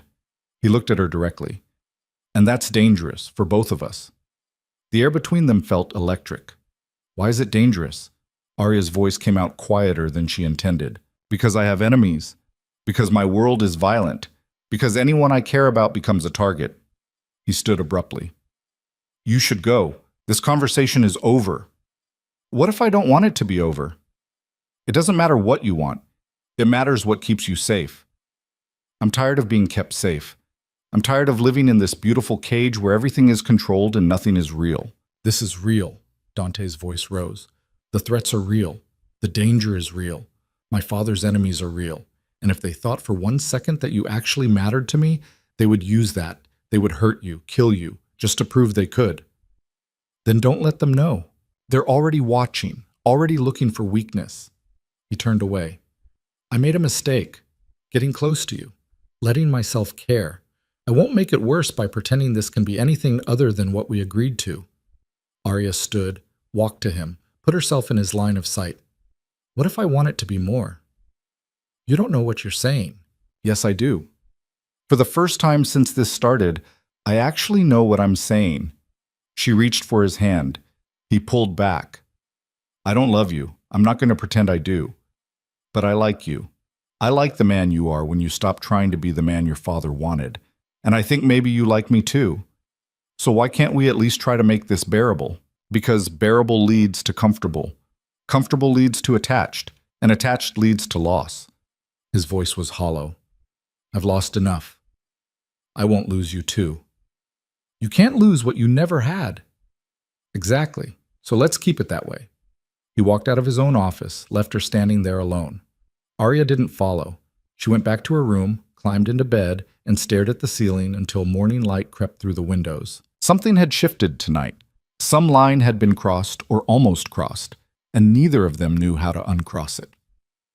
The next week, Dante started coming home later. Missing dinners they'd fallen into the habit of sharing, being polite but distant when they did interact. He was building the walls back up, reinforcing defenses against whatever he'd felt starting to grow between them. Arya told herself she didn't care. This was what she'd signed up for. Distance, professional courtesy, 2 years and done. But she'd started to care anyway. And that was the worst betrayal of all. Not of him, of herself. She'd promised herself she wouldn't get attached, wouldn't let this become real, wouldn't fall for the broken man playing savior while drowning in his own demons. She'd broken every promise, and she had no idea how to fix it. 4 months into the marriage, Arya discovered that Dante was still seeing someone else.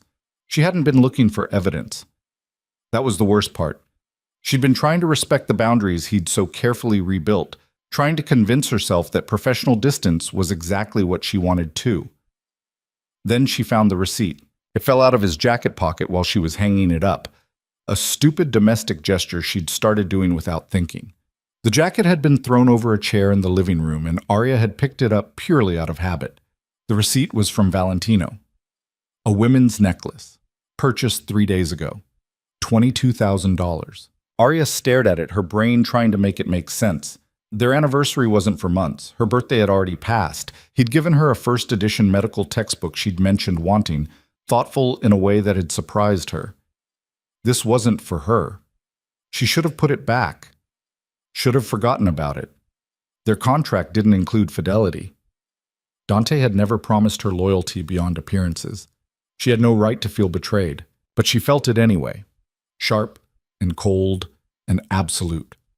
She was still standing there holding the receipt when Dante came home. It was late, almost 11, but earlier than he'd been arriving lately. He saw her face first, then the paper in her hand. Arya. Who is she? Her voice was steadier than she felt. It's not... Don't lie to me. Not about this. She held up the receipt.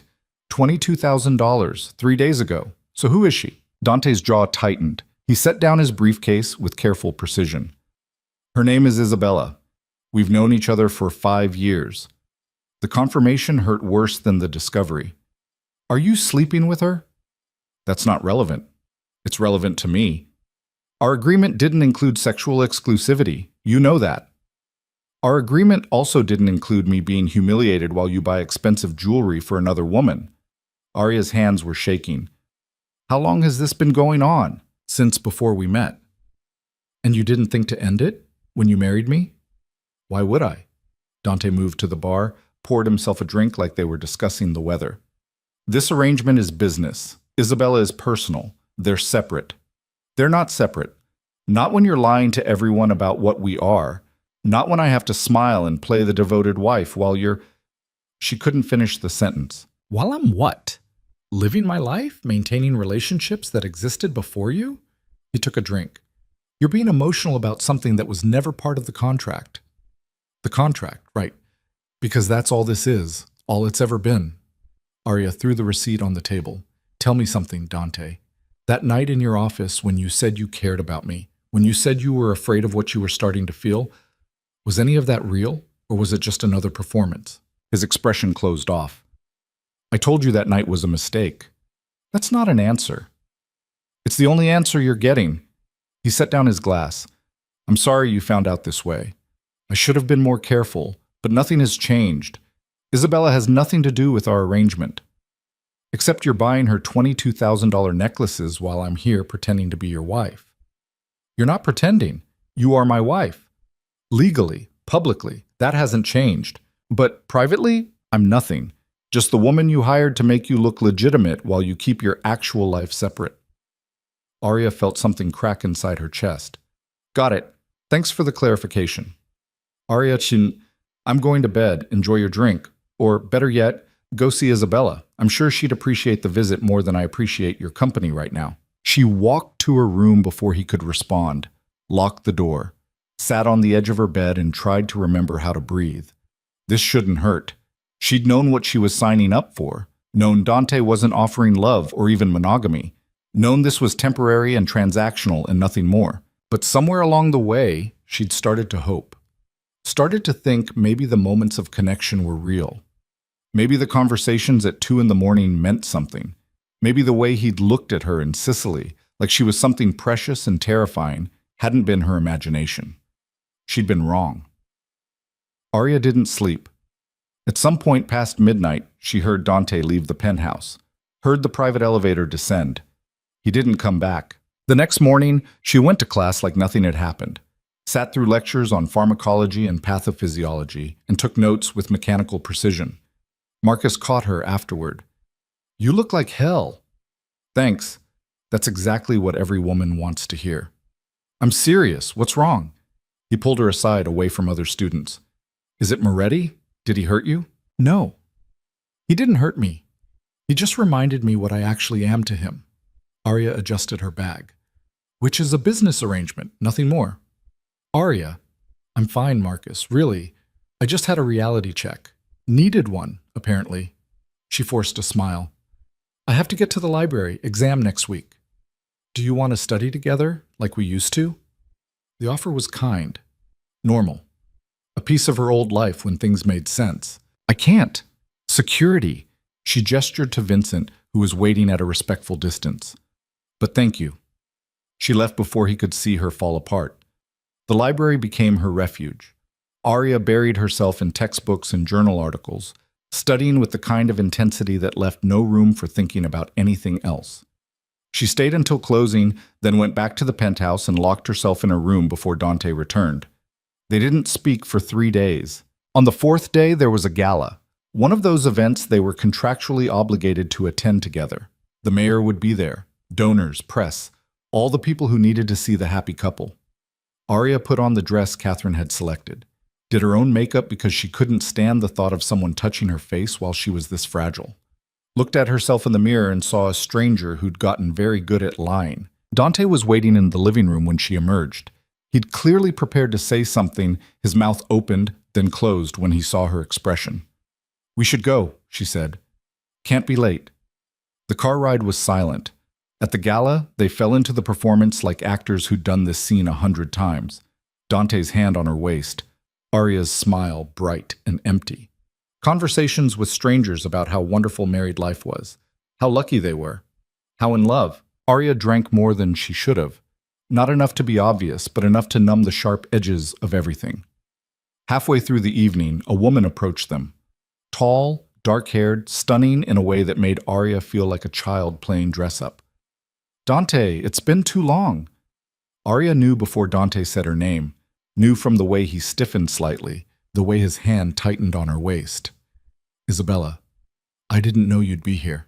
Last-minute invitation, the mayor wanted to discuss the hospital wing renovation. Isabella's smile was warm, genuine. Then she turned to Arya. "You must be his wife. I've heard so much about you." "Funny. I haven't heard anything about you." Arya's voice was sugar-sweet poison. Isabella's smile didn't falter. "Dante's always been private. It's one of his most admirable qualities. Among many, I'm sure." The tension could have cut glass. Dante stepped in smoothly. "Isabella works in hospital administration. We've collaborated on several charitable projects." "How noble." Arya took a sip of champagne. "The necklace you're wearing is beautiful. Is it new?" Isabella touched the necklace, diamonds and sapphires, elaborate and expensive. The necklace. "A recent gift, from someone very generous." "Dante is generous, aren't you, darling?" Arya looked up at her husband with a smile that didn't reach her eyes. Always giving gifts to people who matter to him. Dante's expression was a mask. "If you'll excuse us, Isabella, we should make our rounds." "Of course. Lovely to meet you, Arya." "I'm sure." Dante steered her away, his grip firm enough to bruise. "What the hell was that?" "That was me being the perfect wife. Charming, gracious. Everything you're paying for. You were being cruel." "Was I? I thought I was being honest." Arya pulled free of his grip. "But I'm sorry if my emotions are inconvenient for you. I'll make sure to be more professional next time you parade your mistress in front of me. She's not my mistress. Then what is she? Dante didn't answer. That's what I thought.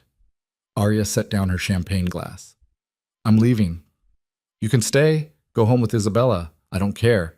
But I'm done performing for tonight. We have obligations. Oh, you have obligations. I have a contract that says I smile and show up. I've done both. Now I'm leaving. She walked away before he could stop her. Vincent materialized at her side immediately.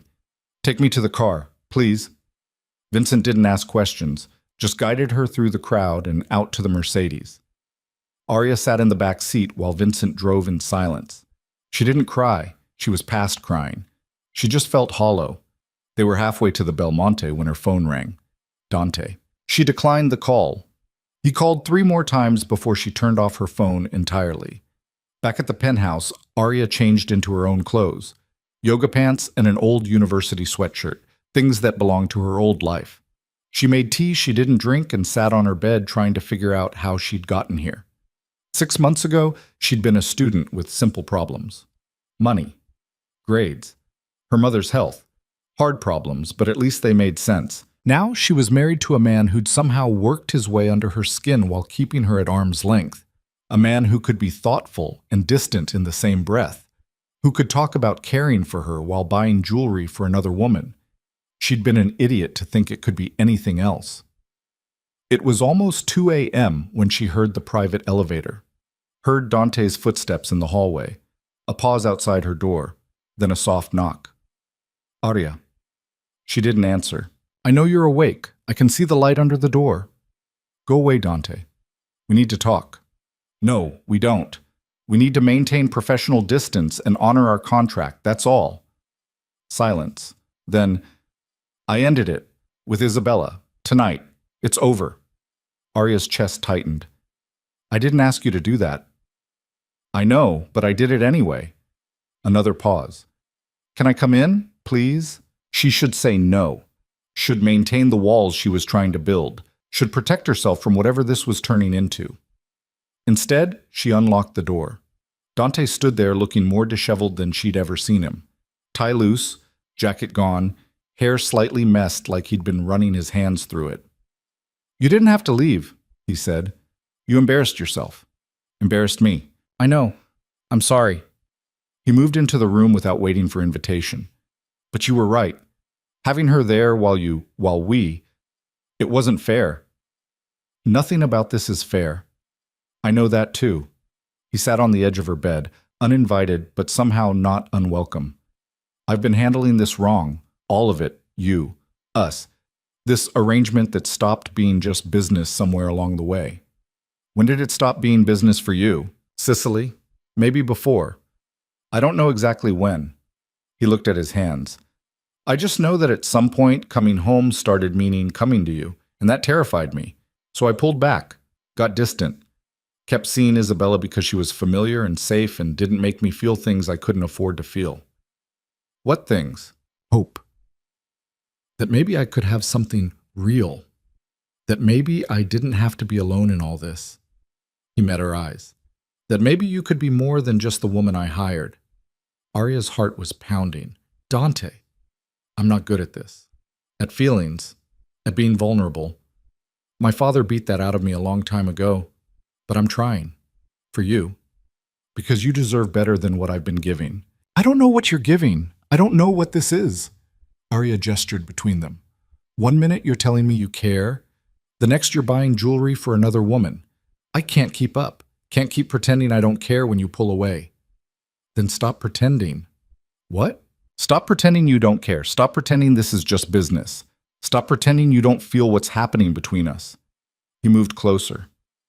Because I'm done pretending. I care about you more than I should, more than is smart. And I want to try to make this real. Not for the cameras, not for the contract. For us. That wasn't the deal. Deals change. People change. His hand found hers. I'm changing. Because of you. And I think you're changing too. Arya wanted to pull away, wanted to protect herself, but his hand was warm and solid and real. What about Isabella? It's over. Completely. I told her tonight. Dante's thumb traced circles on her palm. She understood. We both knew it wasn't going anywhere. It was just comfortable, safe, something I could control. And this isn't something you can control. No, this scares the hell out of me. But I'd rather be scared with you than safe with anyone else. It was the most romantic thing he'd ever said to her. Also the most terrifying. I don't love you, Arya said quietly.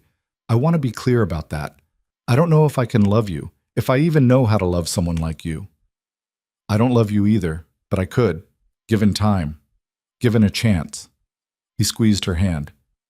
And maybe that's enough to start with. What if it goes wrong? What if we try this and it falls apart? Then it falls apart. But at least we'll know we tried. At least we'll have something real for however long it lasts. He leaned closer.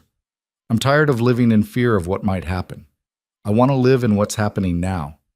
And right now, I want you. Want this. Want to see where it goes. Arya looked at him, at this complicated, damaged man who'd bought her and controlled her and somehow made her care anyway. If we do this, there are rules, she said. No more secrets. No more other women. No more making decisions about my life without asking me first. Agreed. And if it doesn't work, if we can't make this real, we go back to the original contract. No hard feelings, no bitterness, just business until the 2 years are up. Agreed. And you have to actually talk to me about what you're feeling, what you're thinking. I can't read your mind, and I'm tired of trying. That one's harder, but I'll try. Arya studied his face, looking for the lie, the angle, the way he was using this to manipulate her. She didn't find it. What she found instead was hope, fragile and tentative, but real. Okay, she said finally. Let's try. Dante's smile was small, but genuine. Yeah? Yeah. But if you hurt me again, if you lie or disappear, or make me feel like I'm crazy for caring, I'm done. Contract or no contract. I'll walk away and you can deal with the fallout. Fair enough. He stood, pulled her up with him.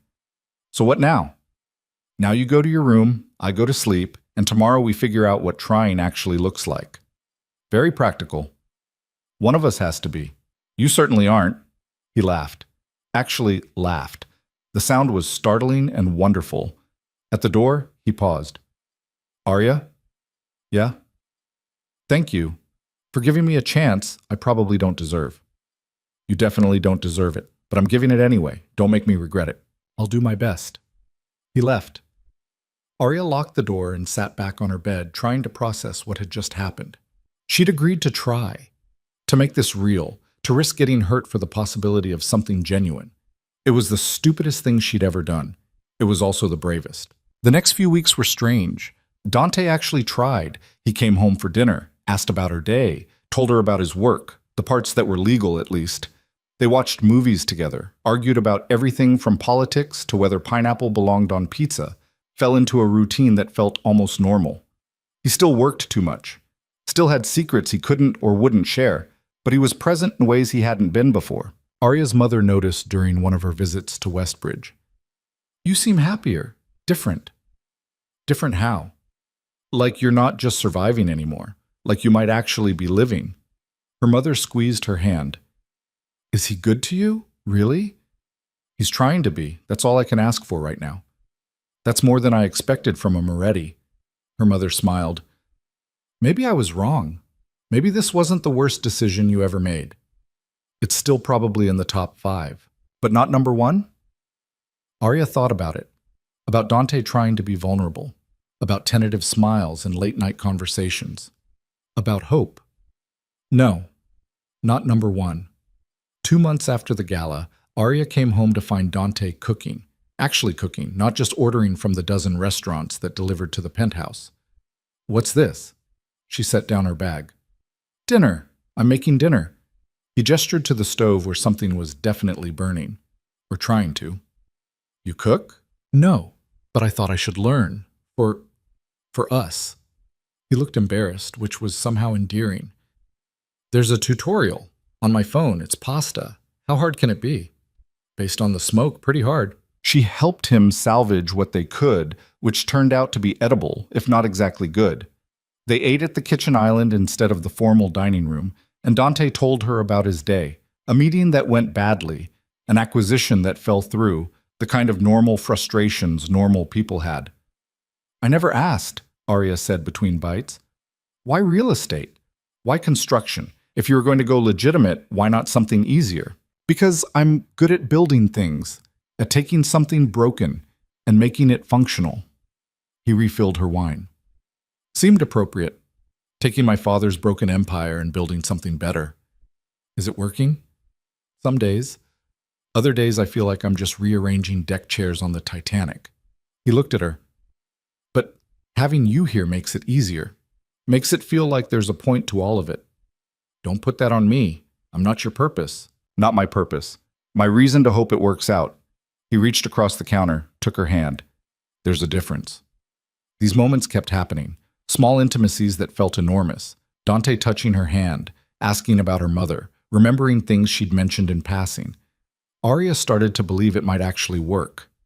That was when she found the phone. It was stupid luck. She'd been looking for her charger, thought she might have left it in Dante's office. Found it plugged into the wall behind his desk, next to another phone she'd never seen before. A burner. The kind you bought with cash and used for things you didn't want traced. Arya picked it up.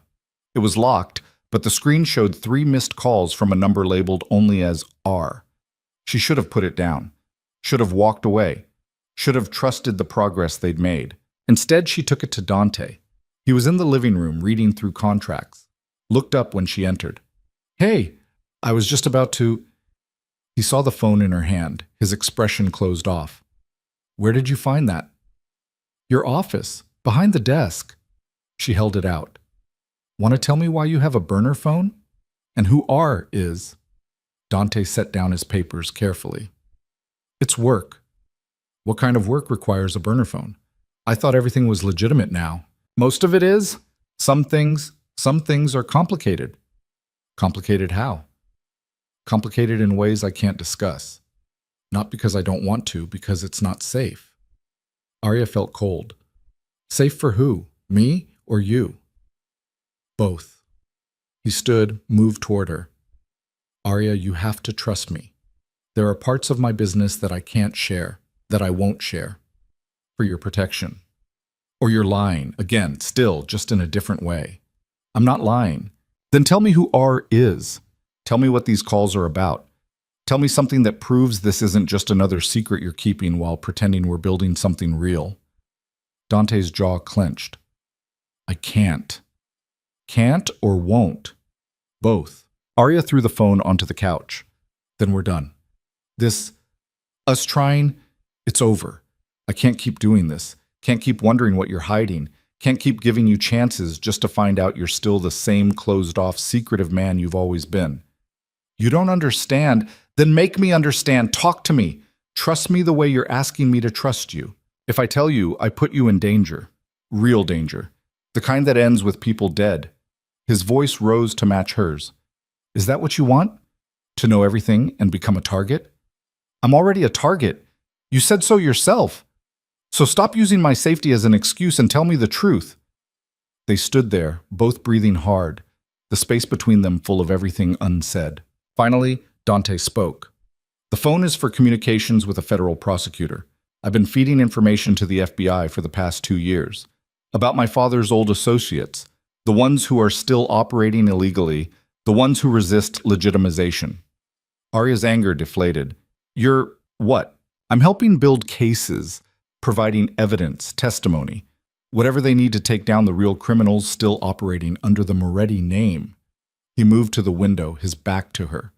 That's why I needed you, needed this marriage, because a man who's building a life, who's married and stable, is more believable as an informant than a bachelor with his father's reputation.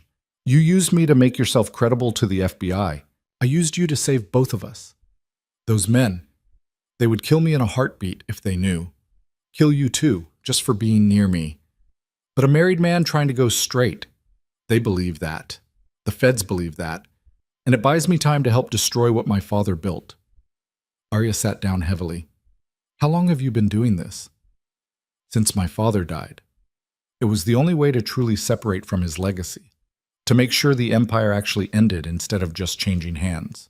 And you couldn't tell me this because the fewer people who know, the safer everyone is. Because if you knew and someone questioned you, tortured you, you could give it up. He turned to face her. I didn't tell you because I love... He stopped, started again. Because you matter, and I won't risk you for anything, not even honesty. The word he'd almost said hung in the air between them. Love.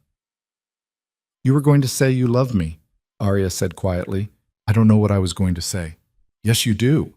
Dante's control finally cracked.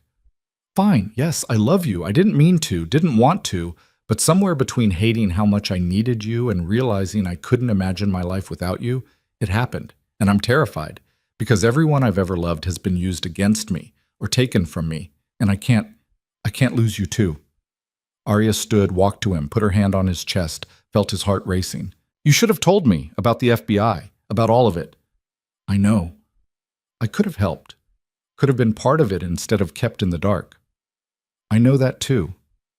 And you can't protect me by keeping secrets. That's not how trust works. I'm learning that. His hand covered hers. I'm sorry. For the secrets. For the phone. For making you doubt everything we've built. Arya looked up at him. At this man who'd been broken by his father and was trying desperately to be better. Who'd bought her and controlled her and somehow fallen in love with her anyway. I don't love you yet, she said. I want to be clear about that. I don't know if what I feel is love or just proximity, survival. The weird bond you form with someone when you're trapped together. I know, but I could love you. If you stop pushing me away every time we get close. If you actually let me in instead of protecting me from yourself. I can try. You keep saying that. Try harder. And then she kissed him. It wasn't their first kiss. They'd kissed at the wedding, kissed for cameras a dozen times since. But this was different. This was real. This was choosing each other instead of performing for the world. Dante pulled her closer, his hands in her hair, kissing her like she was oxygen, and he'd been drowning. Arya kissed him back, pouring months of frustration and hope and fear into it. When they finally broke apart, both breathing hard, Dante rested his forehead against hers. I don't know how to do this. How to be in a relationship. How to be vulnerable. How to be anything other than what my father made me. Then we'll figure it out together, both of us clueless and terrified and trying anyway. That sounds terrible. It probably will be. She smiled. But at least we'll be terrible together. He laughed, pulled her close, held her like she might disappear if he let go. And for the first time since this whole thing started, Arya felt like maybe they had a chance, not a guarantee, not a promise, just a chance. And right now that was enough. 3 weeks after the kiss that changed everything, Arya came home to find Dante's office door open and voices inside. Angry voices. She recognized Vincent's controlled tone, then another man she didn't know. Telling you it's not safe anymore. They're asking questions. Rodriguez knows something's wrong. Arya froze in the hallway. Rodriguez doesn't know anything, Dante said. He's paranoid, that's all. Paranoid people are dangerous people, especially when they're right. The unknown voice was sharp. You need to be more careful, both of you. We're careful. Not careful enough. Your wife was seen talking to Marcus Chen last week, alone, without security. Arya's blood went cold. She had grabbed coffee with Marcus between classes. Just 30 minutes. Vincent had been right outside the cafe, but technically she'd sent him to the car while she and Marcus talked. She'd thought it was fine, thought she could have one normal moment. Apparently not. I'll talk to her, Dante said. You need to do more than talk. Rodriguez has people watching her, watching both of you. If they find out what you're doing, who you're working with... The man didn't finish the sentence. He didn't need to. Arya backed away silently, went to her room, closed the door. Her hands were shaking. Rodriguez. She knew that name. Carlo Rodriguez, one of her father's oldest associates, a man who'd been at their wedding, who'd kissed her hand and welcomed her to the family with a smile that never reached his eyes. A man who was apparently having her followed. 20 minutes later, Dante knocked on her door. She opened it to find him looking exhausted and worried. You heard? Most of it. He came in, closed the door behind him. I should have told you about Rodriguez, about how dangerous this is getting. Yes, you should have. Arya sat on the bed. Is it true? Is he having me followed? We think so. Carter spotted 2 of his men outside your university. They've been tracking your movements for the past week. Why? Because he suspects I'm not who I claim to be. That I'm working against him and the others who want to keep operating the way my father did. Dante sat beside her, careful not to touch. He's testing me, looking for weakness, and I'm the weakness. You're the person I care about most, which makes you the perfect leverage. Arya tried to process this. What do we do? We're careful. You don't go anywhere alone. You don't talk to anyone without Vincent present. You follow every security protocol, even the ones that seem excessive. For how long? Until the FBI moves. They're close. Another month, maybe 2, and they'll have enough to take Rodriguez and the others down. But until then, I'm bait. You're protected. There's a difference. Is there? Arya looked at him. Because from where I'm sitting, I'm the thing Rodriguez will use to hurt you, and you're trying to protect me while also using me to maintain your cover. So which is it, Dante? Am I your wife or your prop? His jaw tightened. You're both, and I hate that. But I can't change it without blowing everything I've spent 2 years building. What if I don't want to be both anymore? What if I just want to be safe? Then we run. I pull out of the FBI deal, we disappear, and we spend the rest of our lives looking over our shoulders. He met her eyes. Or we finish this. We survive the next 2 months, and we're free. Actually free. No more father's legacy. No more secrets. Just us. You're asking me to trust you. I'm asking you to survive with me. One more time. Arya wanted to say no. Wanted to demand he end this now. Protect her instead of using her. But she understood what he was building. Understood that walking away meant abandoning everyone else still trapped in his father's world. And despite everything, she believed he would protect her. Would die protecting her, probably. 2 months, she said finally. And then this is over. The FBI gets what they need, Rodriguez goes to prison, and we figure out what we actually are to each other without all this hanging over us. Deal. He kissed her forehead, a gesture so gentle it made her chest ache. The next 6 weeks were tense. Arya went to class with Vincent, shadowing her every move. Came home immediately after. Stayed in the penthouse when she wasn't in class. Her life became smaller, more controlled, a gilded cage she couldn't escape. Marcus noticed. You're being watched. Like, actually watched. There are men sitting in cars outside the building during your lectures. I know. Arya, what's going on? Is he doing this? No. He's protecting me from the people who are.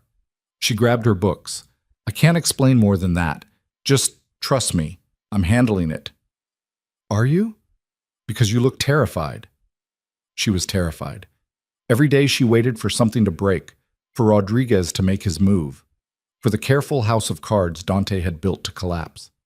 Instead, something else broke. Arya got the call at 2 a.m. on a Tuesday. Unknown number.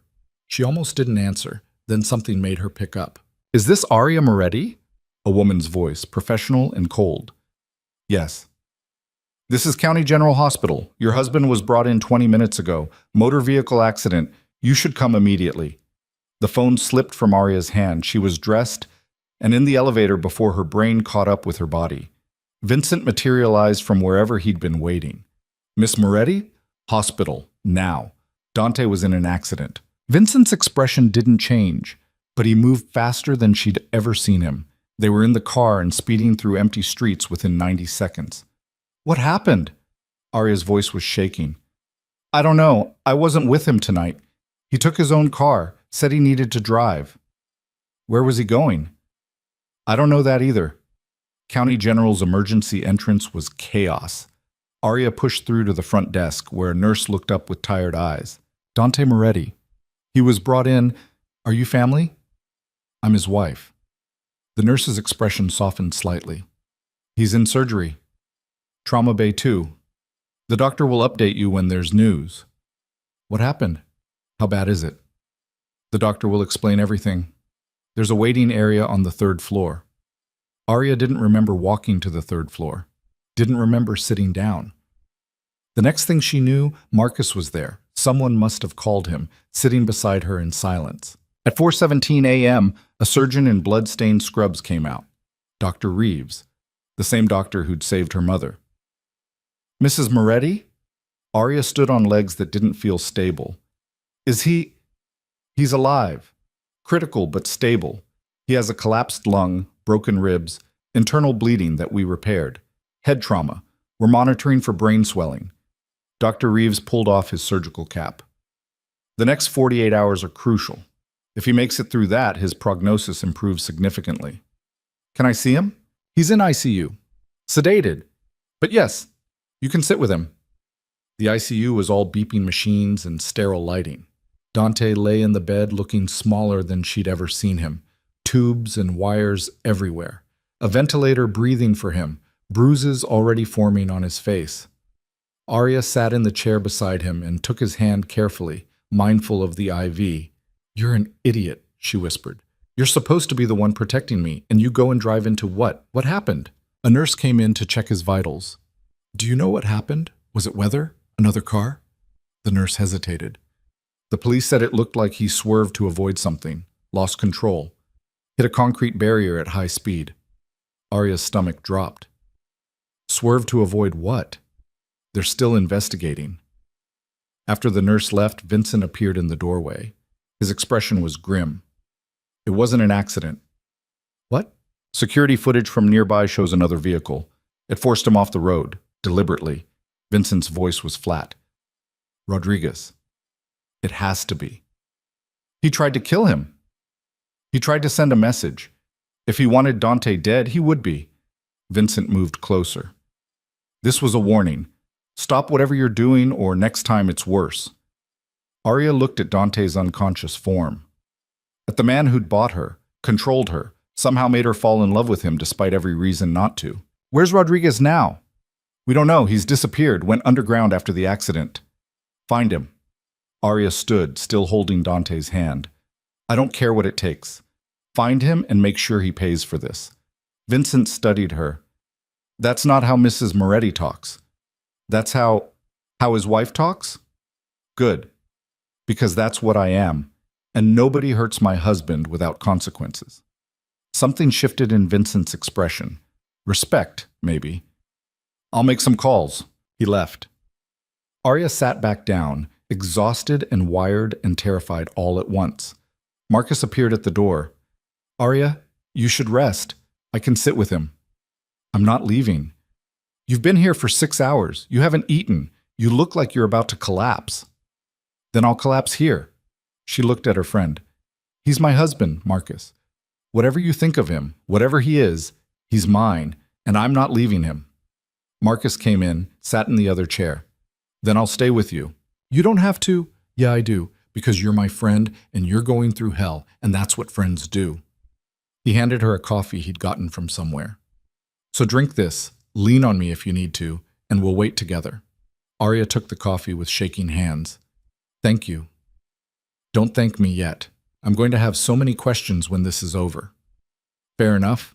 The next 48 hours blurred together. Arya sat vigil while Dante fought for his life in medically induced unconsciousness. Doctors came and went. Nurses changed shifts. Her mother came in her wheelchair, held Arya while she finally cried. He's going to make it, her mother said with certainty. Men like him don't die in car accidents. They're too stubborn. What if he doesn't wake up? What if I never get to tell him what? That I love him. The words came out broken. I never said it back. He told me he loved me and I said I could love him eventually, but I never actually said the words, and now he knows. Trust me, baby, he knows. On the third day, Dante's sedation was reduced. His brain swelling had stabilized. The ventilator was removed. He breathed on his own, but he didn't wake up. It's normal, Dr. Reeves assured her. His body needs time to heal. Give him another day or two. Arya nodded, but did not leave. She sat and read medical journals aloud, told him about her classes, updated him on her mother's recovery. Talked to him like he could hear, because the nurses said sometimes they could. On the fourth day, his eyes opened.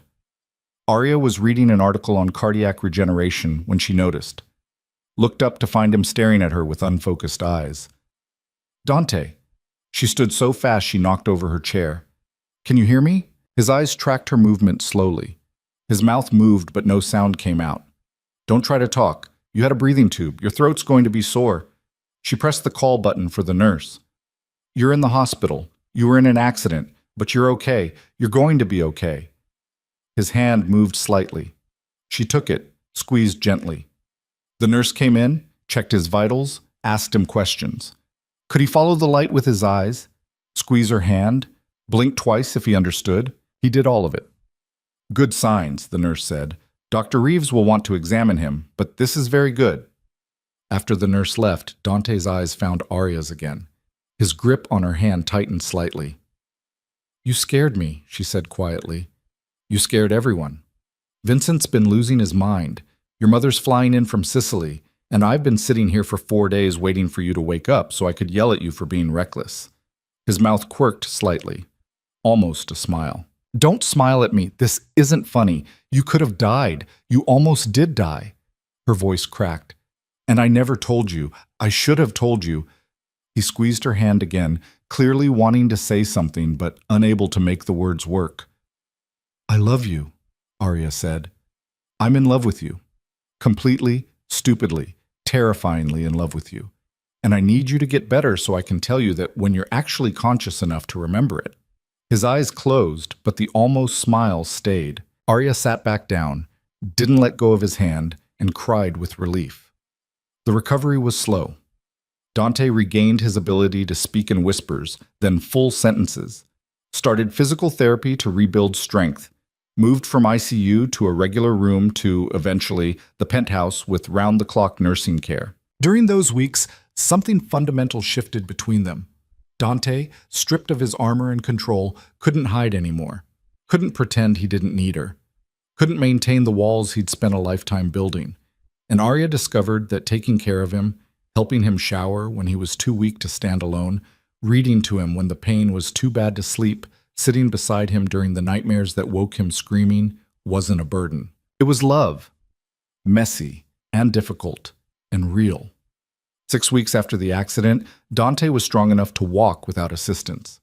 The FBI had finally moved, arrested Rodriguez and 4 others based on evidence Dante had provided. The news called it the biggest organized crime bust in a decade. Dante watched the coverage from the penthouse couch. Arya curled beside him. It's over, he said quietly. Actually over. My father's empire is done. How does that feel? Like I can finally breathe. He pulled her closer. Like maybe I can start building something new. What kind of something? Something legitimate, something I'm not ashamed of, something our kids wouldn't have to apologize for. He paused. If we have kids, eventually, maybe. Arya looked up at him. Are you proposing a future with me? A real one? I'm proposing we stop pretending this has an expiration date. I'm proposing we tear up the contract and start over, as 2 people who chose each other instead of being forced together. He turned to face her fully. I'm proposing we make this marriage real in every way, if you want that. What about the money, the settlement? Keep it. It's yours. You earned it by putting up with me. He touched her face gently. But stay anyway. Not because you're paid to, because you want to. Arya had spent 6 months preparing for the end of this arrangement, planning her escape, protecting her heart against the inevitable goodbye. She'd failed completely. On one condition, she said. Name it. You actually retire from all of this. The FBI work, the dangerous meetings, all of it. You build your legitimate empire and you let Vincent handle anything that even smells illegal. Because I'm not doing this, building a life with you, just to lose you to the same world that killed your father. Deal, I'm done. With all of it. He kissed her forehead. From now on, I'm just a boring real estate developer, married to a brilliant doctor. I'm not a doctor yet. You will be. And I'll be there when you graduate. When you do your residency. When you save your first life. He smiled. That's my future. Supporting yours. Being the man you deserve instead of the man my father made. Arya kissed him, soft and slow and full of promise. When they broke apart, Dante was smiling for real. Not the controlled expression he showed the world, the genuine thing he'd hidden for so long. I love you, he said. In case I haven't said it enough. I love you. You've said it plenty, but I don't mind hearing it again. I love you. I love you too. They sat there as the sun set over the city, two people who'd been bought and sold and broken down and somehow found something real in the wreckage. 3 months later, Arya's mother was fully recovered, walking, healthy, planning to volunteer at the hospital where she'd been a patient. She came to dinner at the penthouse at least once a week, had stopped looking at Dante like he was a threat, and started treating him like family. "You're good for my daughter," she told him once when Arya was in the kitchen. "You gave her back something I thought she'd lost." "What's that?" "Hope. The belief that good things can happen even when everything seems impossible." She squeezed his hand. "Thank you for that. And for loving her." "Loving her is easy. She makes everything else make sense." 6 months later, Arya graduated top of her medical school class. Dante was in the front row next to her mother, cheering louder than anyone when she crossed the stage. At the celebration dinner, Marcus pulled her aside. "I was wrong about him, about all of it. He's good for you." "He is, surprisingly." "You're happy, really happy. I haven't seen you like this since—" Marcus paused. "Actually, I've never seen you like this. This is new." "It is new. All of it." Arya looked across the room where Dante was talking to her mother, making her laugh about something. "I didn't think this could work. Didn't think we could be real. But somehow we are. Love's weird like that, shows up in the strangest places." Yeah, it does." 1 year after the accident, Dante proposed for real. Not with a contract or a business arrangement, with a ring and a speech about building a future together that had nothing to do with appearances or expectations. Arya said yes without hesitation. They got married again, a small ceremony with only the people who mattered. Her mother, Marcus, Vincent, Dante's family from Sicily. The priest who'd married them the first time looked confused but pleased. "I've never remarried the same couple before," he admitted. "First time didn't count," Dante said, looking at Arya. "This one does." The reception was nothing like the first wedding. No politicians or criminals or business associates, just family and friends and genuine celebration. During their first dance, their real first dance, Arya looked up at her husband and smiled. "Who would have thought? 6 months before everything fell apart, I was desperate and alone and about to make the worst decision of my life. Marrying me? Turned out to be the best decision, but I didn't know that then." She rested her head on his chest. "I thought I was selling my soul. Turns out I was finding it." Poetic. Very unlike you. "Blame it on happiness. Makes me say stupid romantic things." Dante laughed, spun her around. "Say more stupid romantic things. I like them. I love you. I choose you. Every single day, I choose you." She pulled back to look at him. "How's that?" "Perfect. Absolutely perfect." They danced while the sun set and the string quartet played, and everyone who mattered watched two people who'd been bought and sold and broken down build something beautiful from the wreckage. Later, when the party wound down and they were finally alone, Dante pulled Arya close on the balcony overlooking the city. "What are you thinking about?" she asked. "How lucky I am. How close I came to losing this. Losing you." He kissed her temple. "How grateful I am that you gave me a chance I definitely didn't deserve." "We both took chances we didn't deserve. That's kind of our thing." "True, but it worked out." "It did. Against all odds, it actually did." They stood there in comfortable silence, watching the city lights flicker like stars. Arya thought about the girl she'd been 18 months ago, desperate, terrified, willing to sell herself to save her mother. That girl had been brave in ways she hadn't appreciated then. That girl had survived. This woman, Mrs. Moretti by choice now, not contract, had done more than survive. She'd learned that sometimes the worst decisions lead to the best outcomes. That broken people can heal each other if they're brave enough to try. That love isn't always pretty or easy or what you expect, but it's worth fighting for anyway. She'd learned that you can sell 2 years of your life and end up buying a future you never imagined. And she'd learned that the man you marry for money might turn out to be the man you'd choose for love if you gave him, and yourself, a chance. "What are you thinking about now?" Dante asked, pulling her closer. "How 6 months before everything fell apart, I made a deal with the devil, and somehow ended up with an angel. I'm not an angel." "No, you're just mine, and that's better." He kissed her as the city spread out below them, full of people making their own impossible choices, taking their own dangerous chances, surviving their own ways. And somewhere in the middle of it all, two people who'd been bought and sold and broken had found something neither of them was looking for. They'd found home, not in a place or a contract or a carefully constructed arrangement, but in each other. And that, Arya realized as Dante held her close and whispered promises about their future, was worth more than any amount of money could buy. It was worth everything.